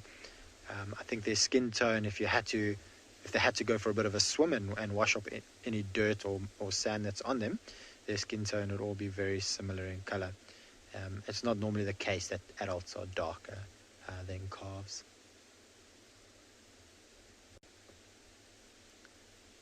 So we were just talking about earlier how peaceful it is to watch rhinos. And one of the things I absolutely love to watch with rhinos is their ears. How they, almost like when I look at the ears, I picture the eyes of a chameleon working independently from each other. And I've always wondered what that must be like, where you can perfectly hear in 2 completely different directions. And because of their poor eyesight, they rely heavily on their hearing that they have. And that's why it's constantly working, listening to what's behind them, what's in front of them, what's behind them, what's in front of them.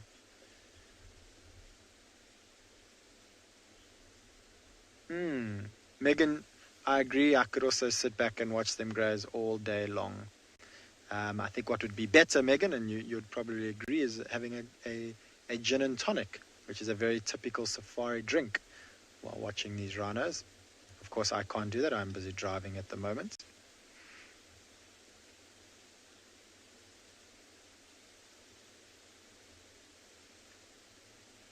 Right, so I think we're going to sit with them for a little bit longer, see what they do. And then if they continue on feeding here, we might stay a little bit longer. And if not, we'll head off to those lions. But for now, I think let's let someone else have a turn.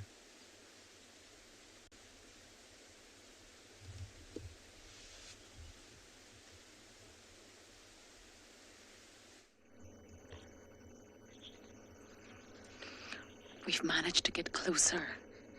And we can hear alarm calls coming from a little bit south from where we are, Battalier, so we may not stay here too long. We may race round and see what's causing a stir, but look at these views. We're right under this eagle house, incredible. My day is made. And we always look for predator, but this is a predator.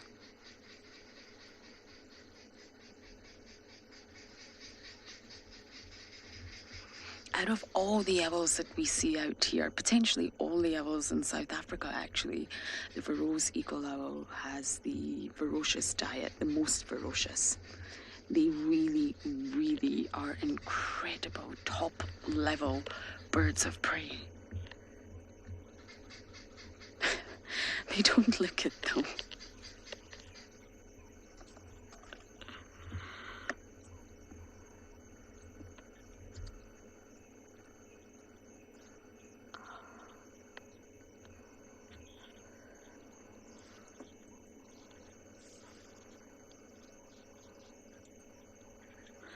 Sorry, Londek, I did not get that question. If you could just ask it again. Someone's sleepy.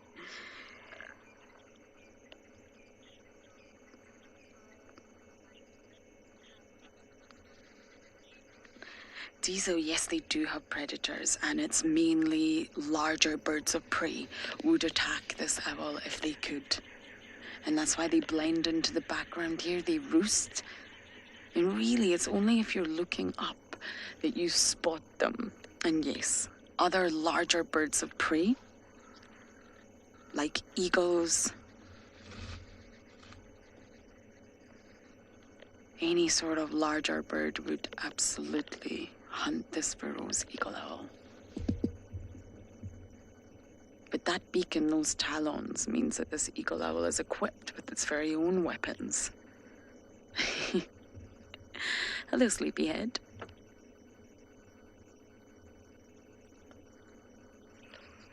Look at those pure black eyes.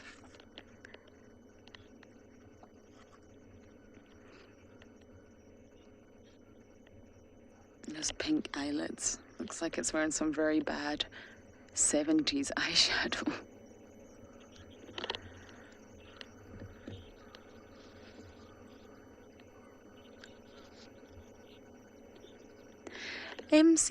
Oh, hello, Forktail Drongo. You're also coming for some camera time.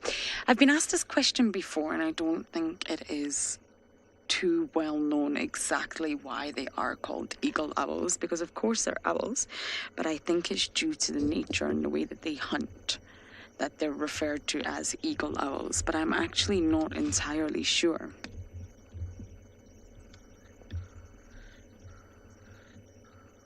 If any of you have any suggestions as to why they're called eagle owls, please do let us know. #WildEarth.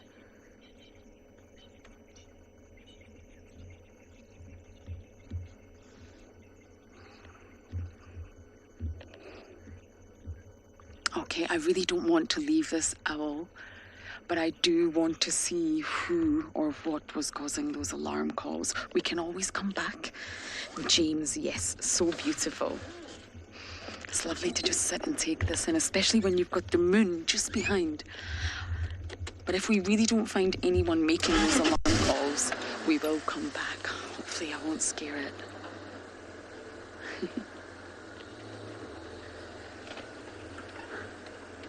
There we go. It's still there. Okay, we're just going to take a little bumble along here and see if we can see who was making those alarm calls.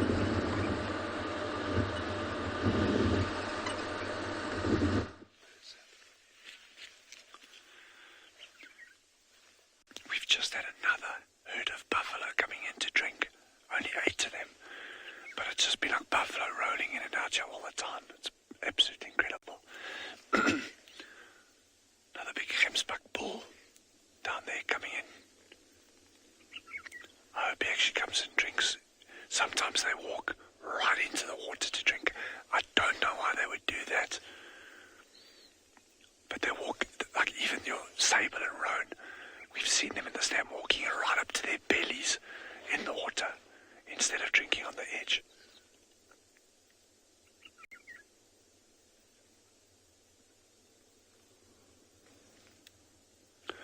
This time is a very, very good time of day now for things like brown hyena, leopard. So we live in hope. That gemsbuck, you can see it's concentrating on something out to that side. So that could be anything. It could be a giraffe, it could be another gemsbuck or whatever. But it'll be just worth keeping an eye out in that direction. unfortunately, the area where we're sitting here, our backstop is this big mound of sand covered in vegetation, so we actually can't see anything. If it approaches us from the rear, you can see quite dense vegetation here, so if something decides to sneak up on us, well, these things happen.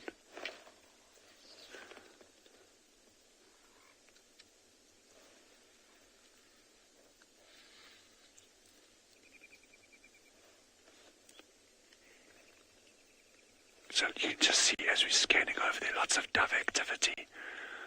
Mostly two kinds of doves, or three kinds that are coming in and out here.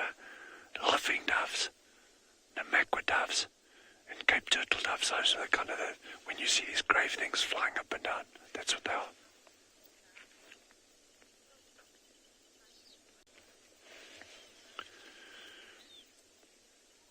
Yeah, Lisa says, very pretty with the sunset on him.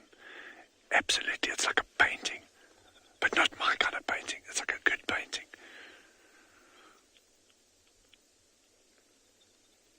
Wow.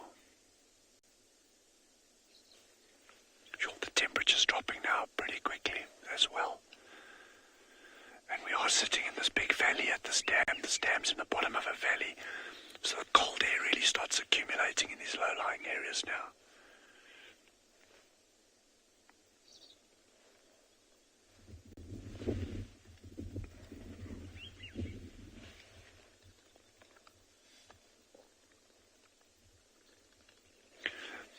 I don't know if any of you can recall. Okay.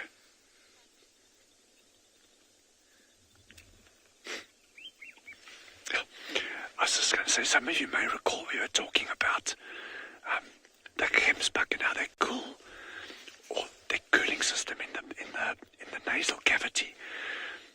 And many people say, the gemsbok can cool its brain down, and it keeps it cooler than the rest of the body, and that's how they survive. It's not entirely true. All they do is they just, I'm going to talk a little bit louder because the gemsbok's moved off. There's no other animals here. All they do, it's interesting, is the hypothalamus, which is the part of the brain. Oh, no. Sorry. Guys, we've just missed the coolest duck landing on the planet. He flew straight towards us.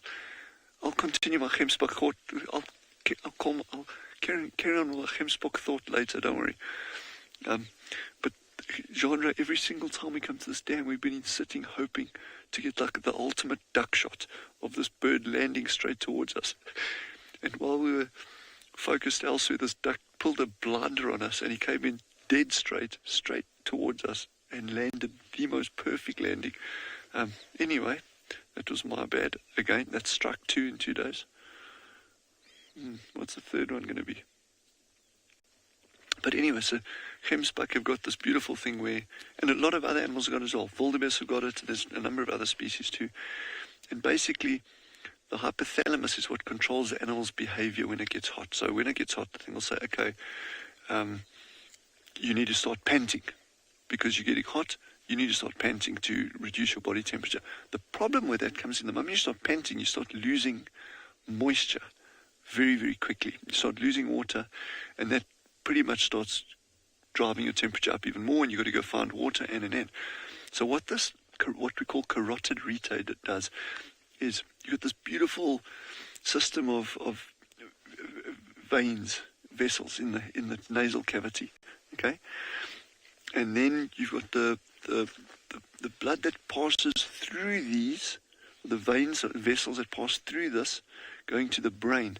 So the idea there is, as the animal's breathing, you get this cool air passing through the nasal cavities. It makes it forms a network of the vessels going to the brain. Okay, so it cools the blood going to the brain, but it doesn't cool the brain itself. It's just cooling that area of the hypothalamus. So basically it tricks the brain into thinking the body's actually cooler than it really is. In other words, the animal doesn't start panting, it doesn't start losing moisture, which means it can actually save a lot of moisture. And yes, And that's how it works. Look at all these buffalo coming in. This is the fourth group. Hey, fourth group of buffalo. Fourth group of buffalo we've had while we're sitting here. Excuse me.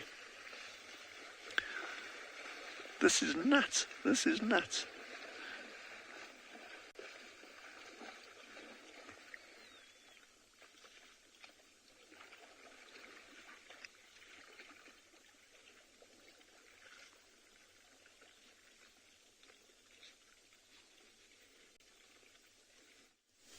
Okay guys, so you can see here, we've come back to the pride, and it looks like if you watch these females here, they're stalking something. Now, I don't know what they're stalking, but when we got here, one of the females looped around behind us, as well as one of the youngsters, looped quite far back behind the car, maybe 40 or 50 meters behind the car. And now you can see these two are moving here. I'm going to move my head out of the way somewhat. They're looking very intently to our left, which is the east. Now inside there it's very, very thick. Lots of bushes, lots of grass. I can hear oxpeckers. So oxpeckers, generally on top of things like zebras, buffaloes, impalas, wildebeest, giraffe. I can't see what these lions or lionesses are hunting. But you can see here, both of these two females going that way. Now, way back down there in the distance, one of the other youngsters try to loop around. It's like they're learning to hunt. So one of those other youngsters is also trying to hunt. And it's actually been quite awesome watching these two females almost going straight down the middle. One of the females has looped quite far off to the left or behind us, as I said, and one of the youngsters quite far off in front of us. But now you see that lioness moving. You can see on her back leg, she's got a white dot. Just on the flank of her back leg. The one at the back that you got there, Odie. Yeah, if you zoom on her back leg. Yeah, there, near the top by the tail. Yeah, there's that white dot. So that white dot, she's the white dot female. She's the one that's the oldest in the pride, sort of in control of the pride.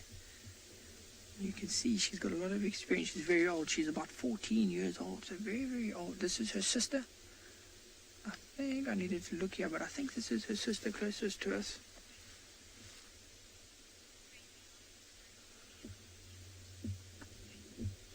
Great Kong, 100%. I mean, look at this. From where I am right here to where this line is that's moving.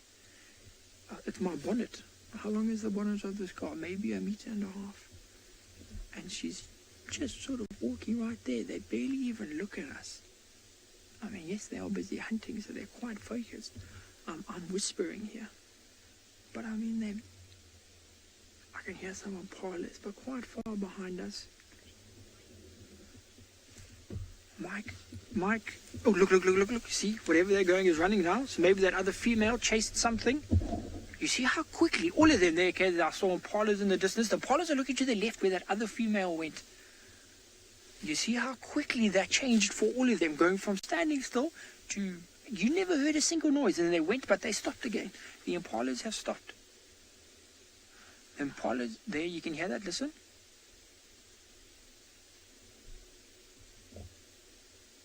Okay, obviously they stopped again. But now these lionesses, the impalas were sort of coming this direction. And then these lions ran, the impalas stopped, so they stopped. You know, if the impalas are running, the impalas are making their own noise. They're hitting the bushes, they're hitting the leaves, they're moving in the grass, so they're making a lot of noise, which will cover the lion's noise. As soon as they stopped, the lions stopped. I think those impalas just got a fright. They haven't actually seen the lions. I think they just got a fright. There's a cub behind us that's sort of stalking here. Odie, can you pan to the right there quickly? Sorry, look at that. Even the male's looking very interested. There he is, looking regal. Now this would be, James was asking earlier, what I want to see before I leave. If you imagine we see these lionesses catch something, Birmingham Pride catch something, would be a crazy, crazy last drive. So two of these lionesses that we have in front of us are now laying down. The one on the right, on far left there, is still, let me move my head, it's still up, she's still looking, she's still stalking slowly. I don't know if, there, listen.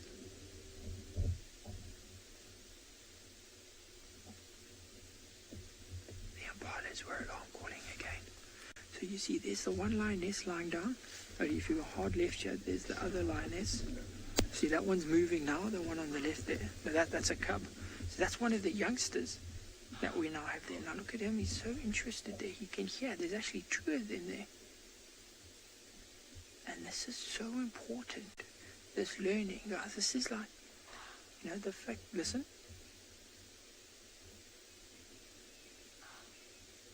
I don't know if you can hear that. That like snorting, sneezing.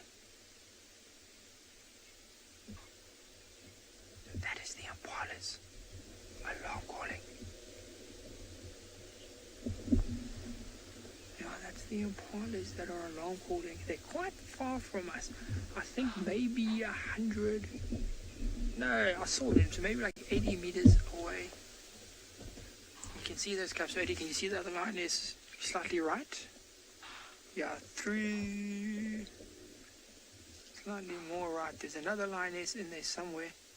I mean, that camouflage, there she is. So zoom in there, further right, down. Yeah, there you had her. There. So there, is that a lioness? I think so. Maybe. There's a lioness in there, guys, I promise. Okay, so I think there might have been a question there. I didn't copy that, though. Okay, so you can see now, if you listen carefully, the impalas are alarm calling a lot.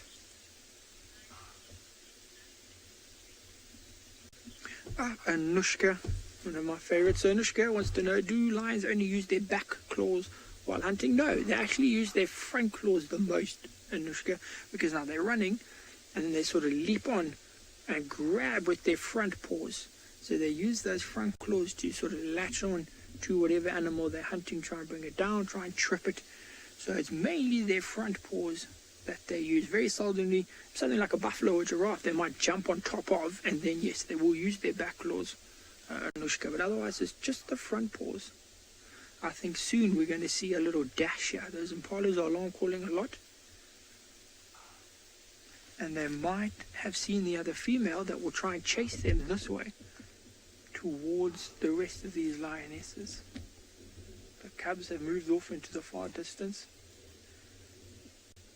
Oh, male's getting involved here in front of us. He's coming just around the front of the car here. So there's his body, that's his head there. You can see how high he is, very, very tall. Now, he's obviously very, very keen, especially something like an impala. Now you can hear the whole herd of impala. But an impala is not very big. Maybe 50, 60 kilograms at the most. It's not enough to feed all of these lions. This guy here will try and steal the food and eat all of it. So we might, if they do catch something, we might see a bit of a battle amongst the females, him, that sort of thing. But if he just walks in like that, most likely he's going to ruin the hunt. Okay, it was a perfect timing though. It's getting dark, the sun's behind us, this area is all in shade, it's very thick, look how brown it is. I mean, you saw that male walk in there and look at his camouflage. It's a good opportunity for the lions to catch something now. I mean, it's to be able to witness this will be crazy. Oh.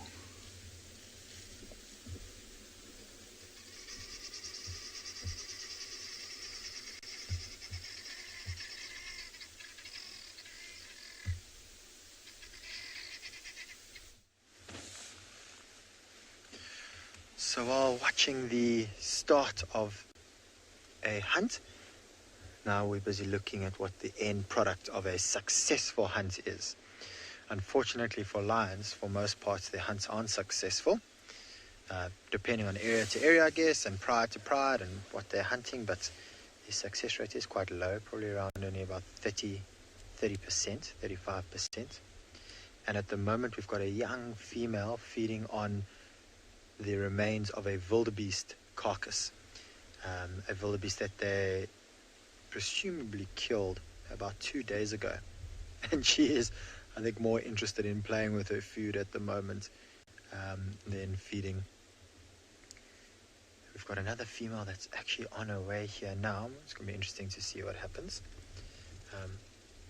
Often what you'll find is when there's only a little bit of meat left, like in this case, and maybe only one or two of them will feed at a time, because we're in all, so at the moment there's 6 lions here, 2 adults and 4 youngsters of about a year and a half. When there's 6 of them trying to feed, there's not much space and meat left, and they can get quite aggressive towards each other. And so this young female who's playing with her food at the moment was waiting for her brother to stop feeding, and he stopped about 2 minutes ago, and now she's taking the opportunity to try and feed. Now it's a little bit difficult to know whether she's actually playing with her food or what she's trying to do is pull the carcass, get it onto the side, as to expose some different parts of the carcass where she might be able to get some meat. The fact that she's licking at the carcass is an indicator that she is indeed still trying to find something to feed on. But I think that the head of the buffalo moving around is causing her to can't help but play with her food.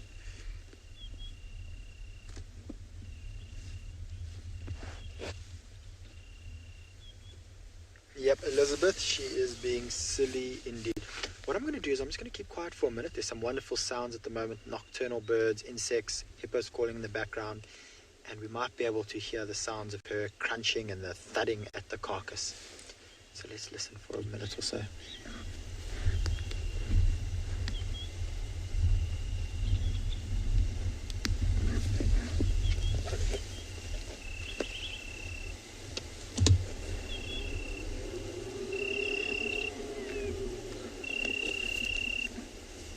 Her panting. Yeah. That's her busy panting.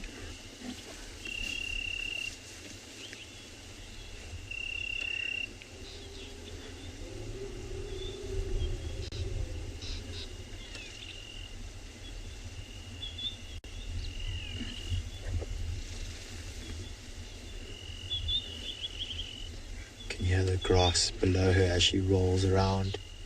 The occasional tooth into the skin of the carcass, which about 2 days now is probably quite hard and almost leather-like.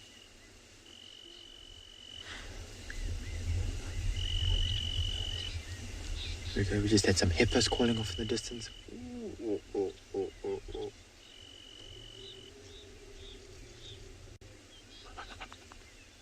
Ooh. You could hear how her chest was being compressed there while she flicked her head from side to side.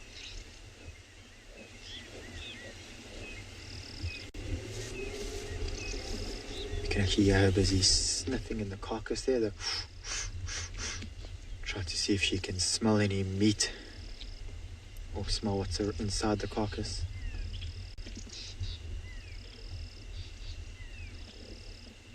She's feeding now.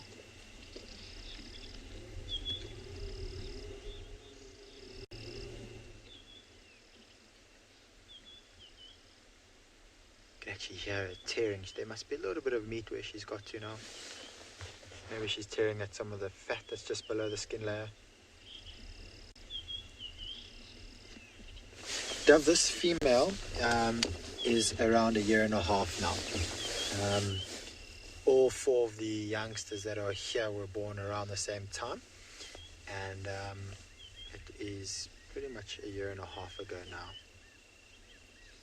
So they're almost at the age where they're going to be able to properly help their 2 mothers, or the 2 females that are here currently while hunting. At about a year and a half, they're still really watching from the distance, trying to help, but not being too effective. Closer to about 2.5 years is when they're really going to be able to play an important role in this pride, with providing for the rest of the pride. Absolutely loving while watching her play and feed is watching how her tail's flicking from side to side. How she's keeping it up in the air and flicking it occasionally.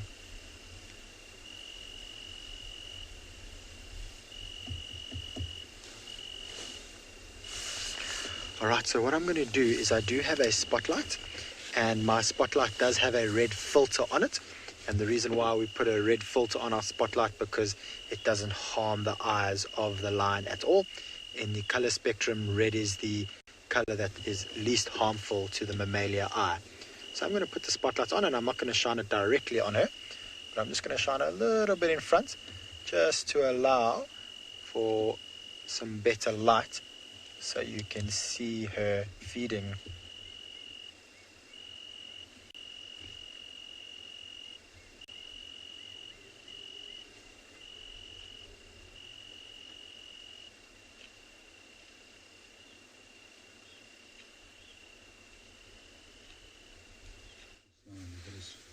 Okay, so we managed to catch up with them. So they, well, were unsuccessful in their hunt. I think maybe that young male, I think it ended just before he got there, but he just walked straight up through the middle. He didn't try and stalk, he didn't try and go around, he just walked right up through the middle. You can see they stopped here, but not something. So there was 2 females behind us. So I think those 2 females may have called, and now they're all heading back that direction. Well, not all of them. There's still 4 young ones here. As you can see, a number of them went back. That's it. I mean, you can imagine areas this thick, the lions spread out to hunt. They do get separated. So I haven't heard any, but you might hear some soft contact calls as they're trying to find each other. These ones just seem to be playing here a little bit. Well, now they're mostly all getting up, going there. A little bit irritated. I mean, that's just where we came from. I just drove through all of that to get here.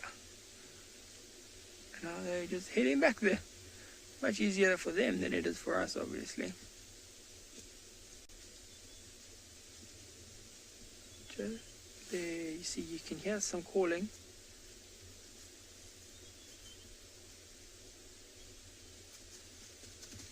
Very, very soft calling, more just like a hum.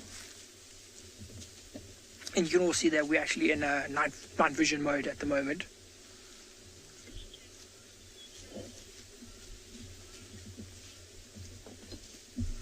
Okay, so we got a question. I didn't catch the name there, but they wanted to know, do these lions hunt daily? No, not really. You know, if they catch something like a buffalo, then they're not going to hunt for, like another, look at the little white one on the tree. Then they're going to hunt for, not hunt for like 2 or 3 days. So it depends what they catch. If they caught impala tonight, then they'll probably hunt again tomorrow, yes, because an impala is not much food, especially not for 13 lions. So then they'll hunt. If they're just catching impala, then yes, they'll most likely hunt every day. If they're catching things like buffaloes, zebras, giraffes, something like that, then, they don't need to hunt every day. So it just depends a lot on what they're catching. But now they're heading back. I think they are heading back to where we first saw them. So I'm going to actually go to the road, which should...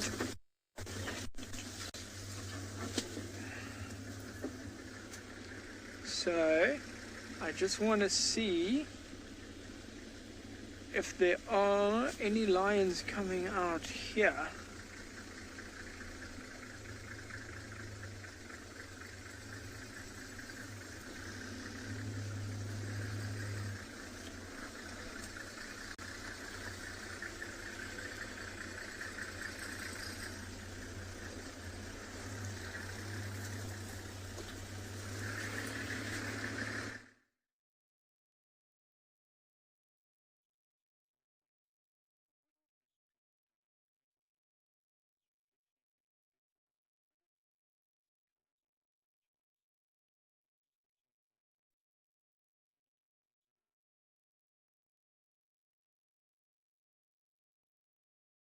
Just watching these lapwings feeding along the edge of the water.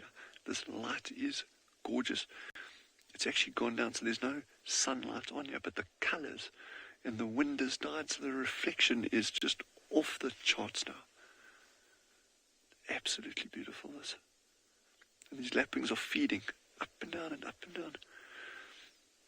But what's interesting, there should be 2 adults here, and then 3 youngsters.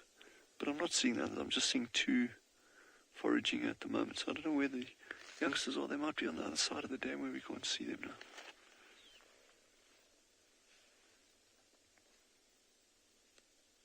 Such a peaceful time of day now. Yo.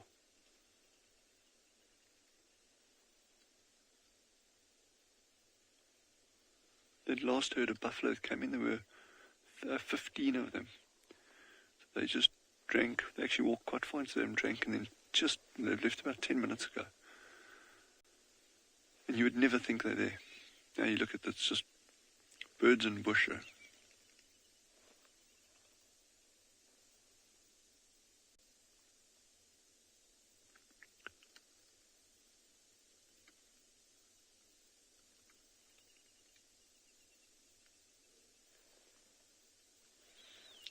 actually very surprised that we haven't even had a jackal coming in yet. And normally by this time you would have had 2 or 3 jacks moving in and out of the area. So I wonder if there's not a kill somewhere fairly close by. That would be interesting. That could be a reason why, if they focus somewhere else, they might not come down to drink.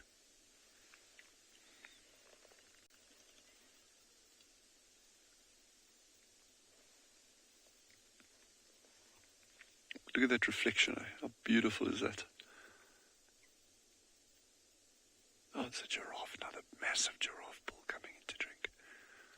Oh my word, look at this, look at this. Yeah.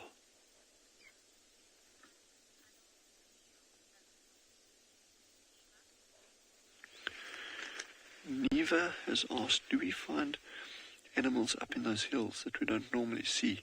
Yeah, we've got lots of different ones that live up there. It's not everyone's cup of tea, but we've got a very, very special snake that lives here called the black spitting cobra. And in 15 years on Tswalu, I've probably seen 6 or 7 of them.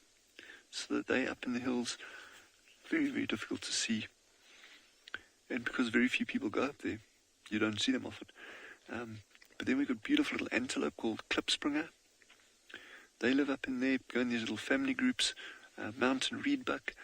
We've got a gorgeous little rabbit, a true rabbit, called a Smith's Red Rock Rabbit. And those Smith's Red Rock Rabbits are strictly associated with these rocky areas. So yeah, there's a lot of things that live up there that we don't normally see. And then of course other things like Hartman's mountain zebra. And some of you may have seen them with us already. If we see more, we'll try to point them out. But look at this reflection, eh? Wow, wow, wow.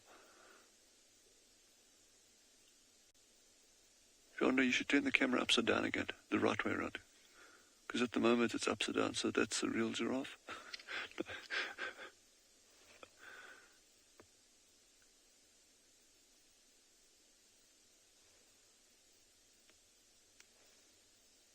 What a...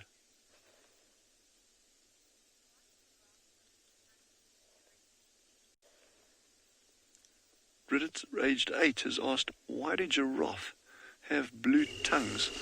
I have absolutely no idea. And I think I'm going to actually try and find that answer out. Why do giraffe have blue tongues? And if you look at dogs, I've also got some dogs species, or not species, they're all the same species, but some dog breeds have got like weird different kinds of coloured tongues. So what would be the advantage?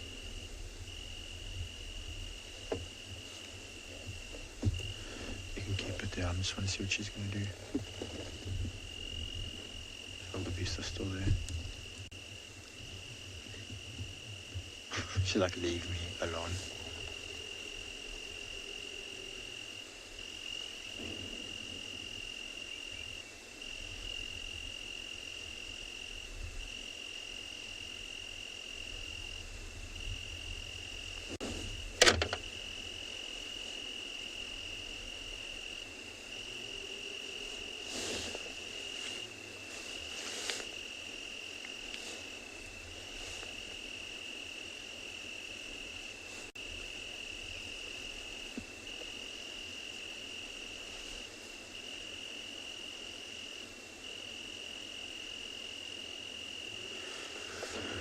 Welcome back, everyone. So we've just managed to find a jackal nearby. Sorry, that's why I was busy shining away from where this lion was. There's a side-striped jackal coming in to investigate what has happened, and in that time, the one female went and joined her sister just behind the carcass, and the young male has now just come to see if there's an opportunity for him to feed.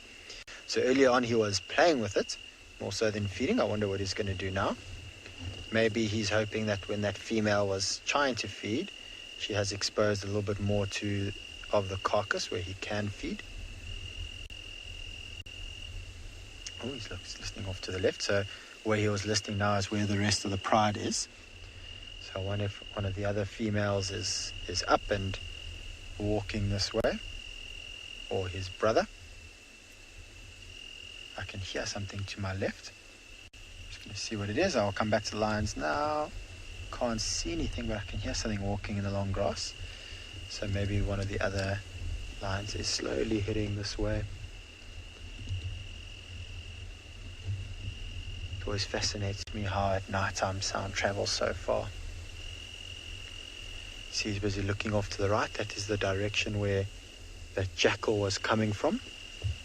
So I'm sure that they can hear the jackal walking in the grass. I'm just going to have a quick scan. Yep, the jackal's still there, but they're not looking at the jackal. Very interesting. Look at their body behavior. So that is behavior that they're interested in something. They've definitely heard or seen something off in the distance. I don't think it's the jackal, so they're looking straight ahead. The jackal would be more 45 degrees to their right. I wonder if it's the second male lion that we haven't seen the last 2 days. Maybe he's coming in. I don't see anything. And those three rhinos were around here earlier.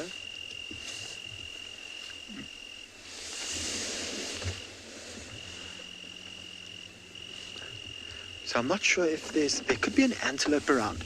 So if there is a wildebeest or zebra, I am going to take the spotlight off of them, just to give them a good opportunity or fair opportunity to hunt. But judging by the way that they're standing at the moment, they aren't hunting, but they're on a sort of very aware posture. So I'm not sure what it is. With these being the youngsters as well, I mean, they're not very good at hunting yet. If it was the adult females, I would have turned my spotlight off straight away. These youngsters probably wouldn't be able to catch something anyway. Now they're looking at the jackal. So let's see if the jackal's still there. That jackal is running off. I think it's seen the lions looking at them and now has decided to move. Yep, see, he's seen, or she's seen the jackal. With them being young lions, they are very inquisitive and they'll often try hunt anything that they think is possible to hunt. That jackal is very aware that they're here, and he would or she would battle to catch that jackal. So I'm not really concerned about the lions catching the jackal. You very seldom ever see that happen. It only really happens when the jackal is caught unaware. Maybe it's sleeping or feeding, and the lions manage to sneak up behind it. You see that posture of dropping its head down, trying to get as low down to the ground as possible. I think that this lion might think that maybe these jackals don't know I'm here, but those jackals definitely do know that they're there.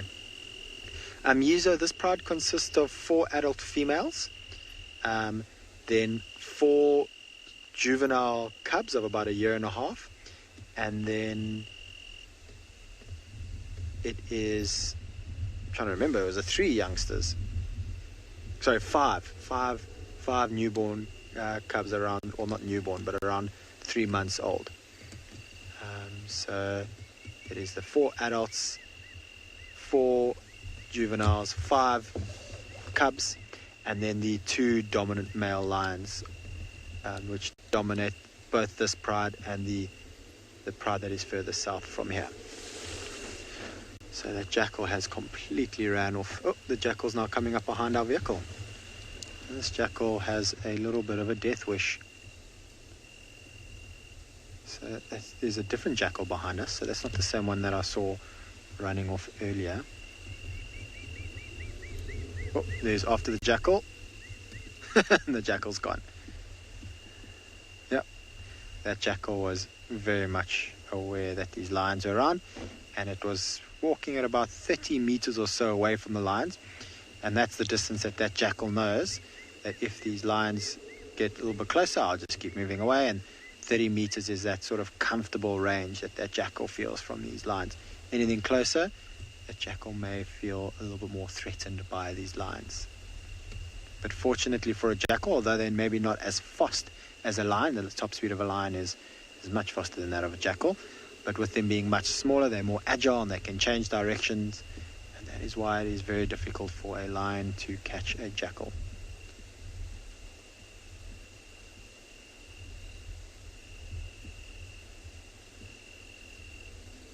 It's amazing how quickly they digest. When I saw this female yesterday morning, that was a very, very full belly. And although it is quite full, and you can see it's sort of swaying from side to side, she has had quite a bit of digestion since yesterday to today. And that belly looks about half the size.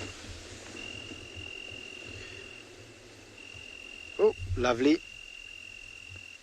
Give her some privacy while she has a toilet break there. Very typical. You saw how runny that feces was, and often when lions are feeding on a carcass, their scat or their feces is very runny. She's coming up to investigate the vehicle.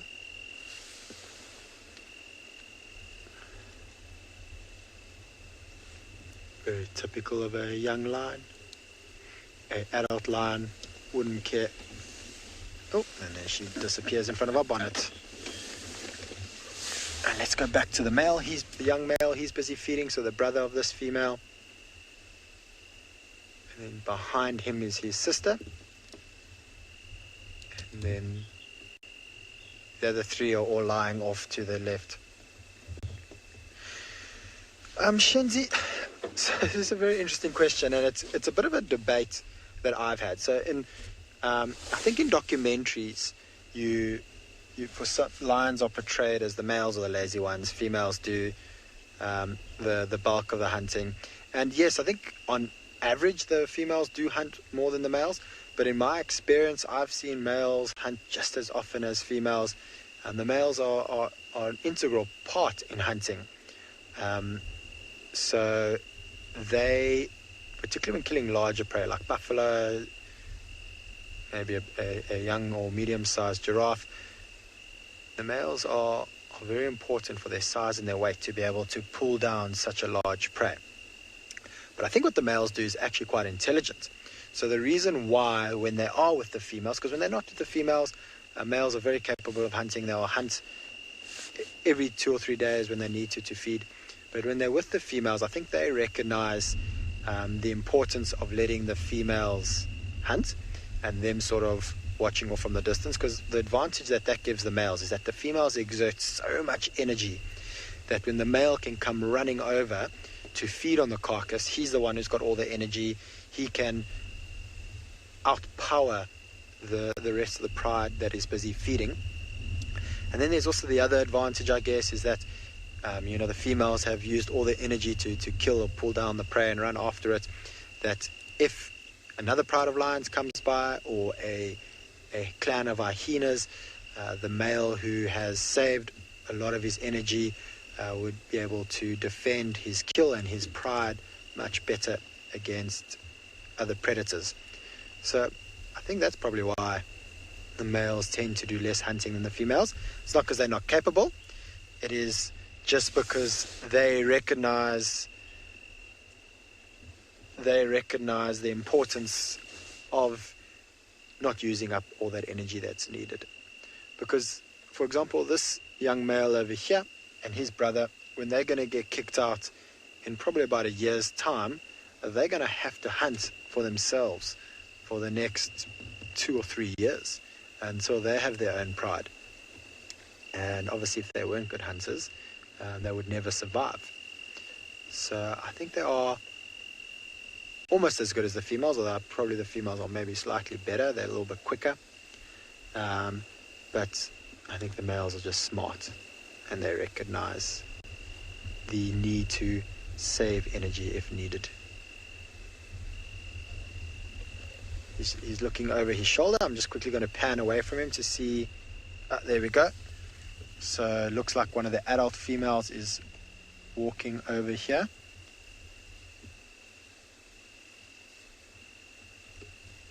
So she's not walking straight towards the carcass, but maybe coming to investigate, hoping that none of the youngsters were feeding. And I wouldn't be surprised if she doesn't come and lie in this open patch over here and just sit and wait for the young male to finish feeding. Let's see, maybe she's going to prove me wrong and go feed with him.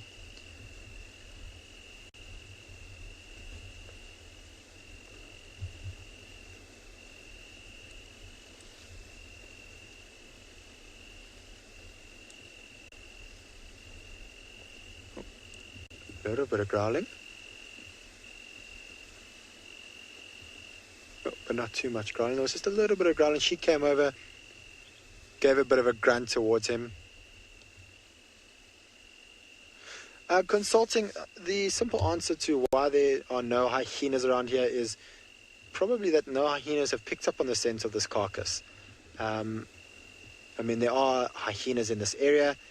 While we've been sitting here, we've actually heard hyenas whooping off in the distance. But the fact that they're not here is possibly because they just haven't smelt the carcass. It is a very big reserve, and the hyenas have very big territories that they move between, and they're not always going to pick up on the scent or find carcasses that are around. Had vultures landed here, I would have expected then maybe the hyenas to come, because hyenas would see the vultures landing and that would attract them towards this carcass. But strangely, there is no vultures here either. So it is just these 6 lions and the 2 jackal that we've seen.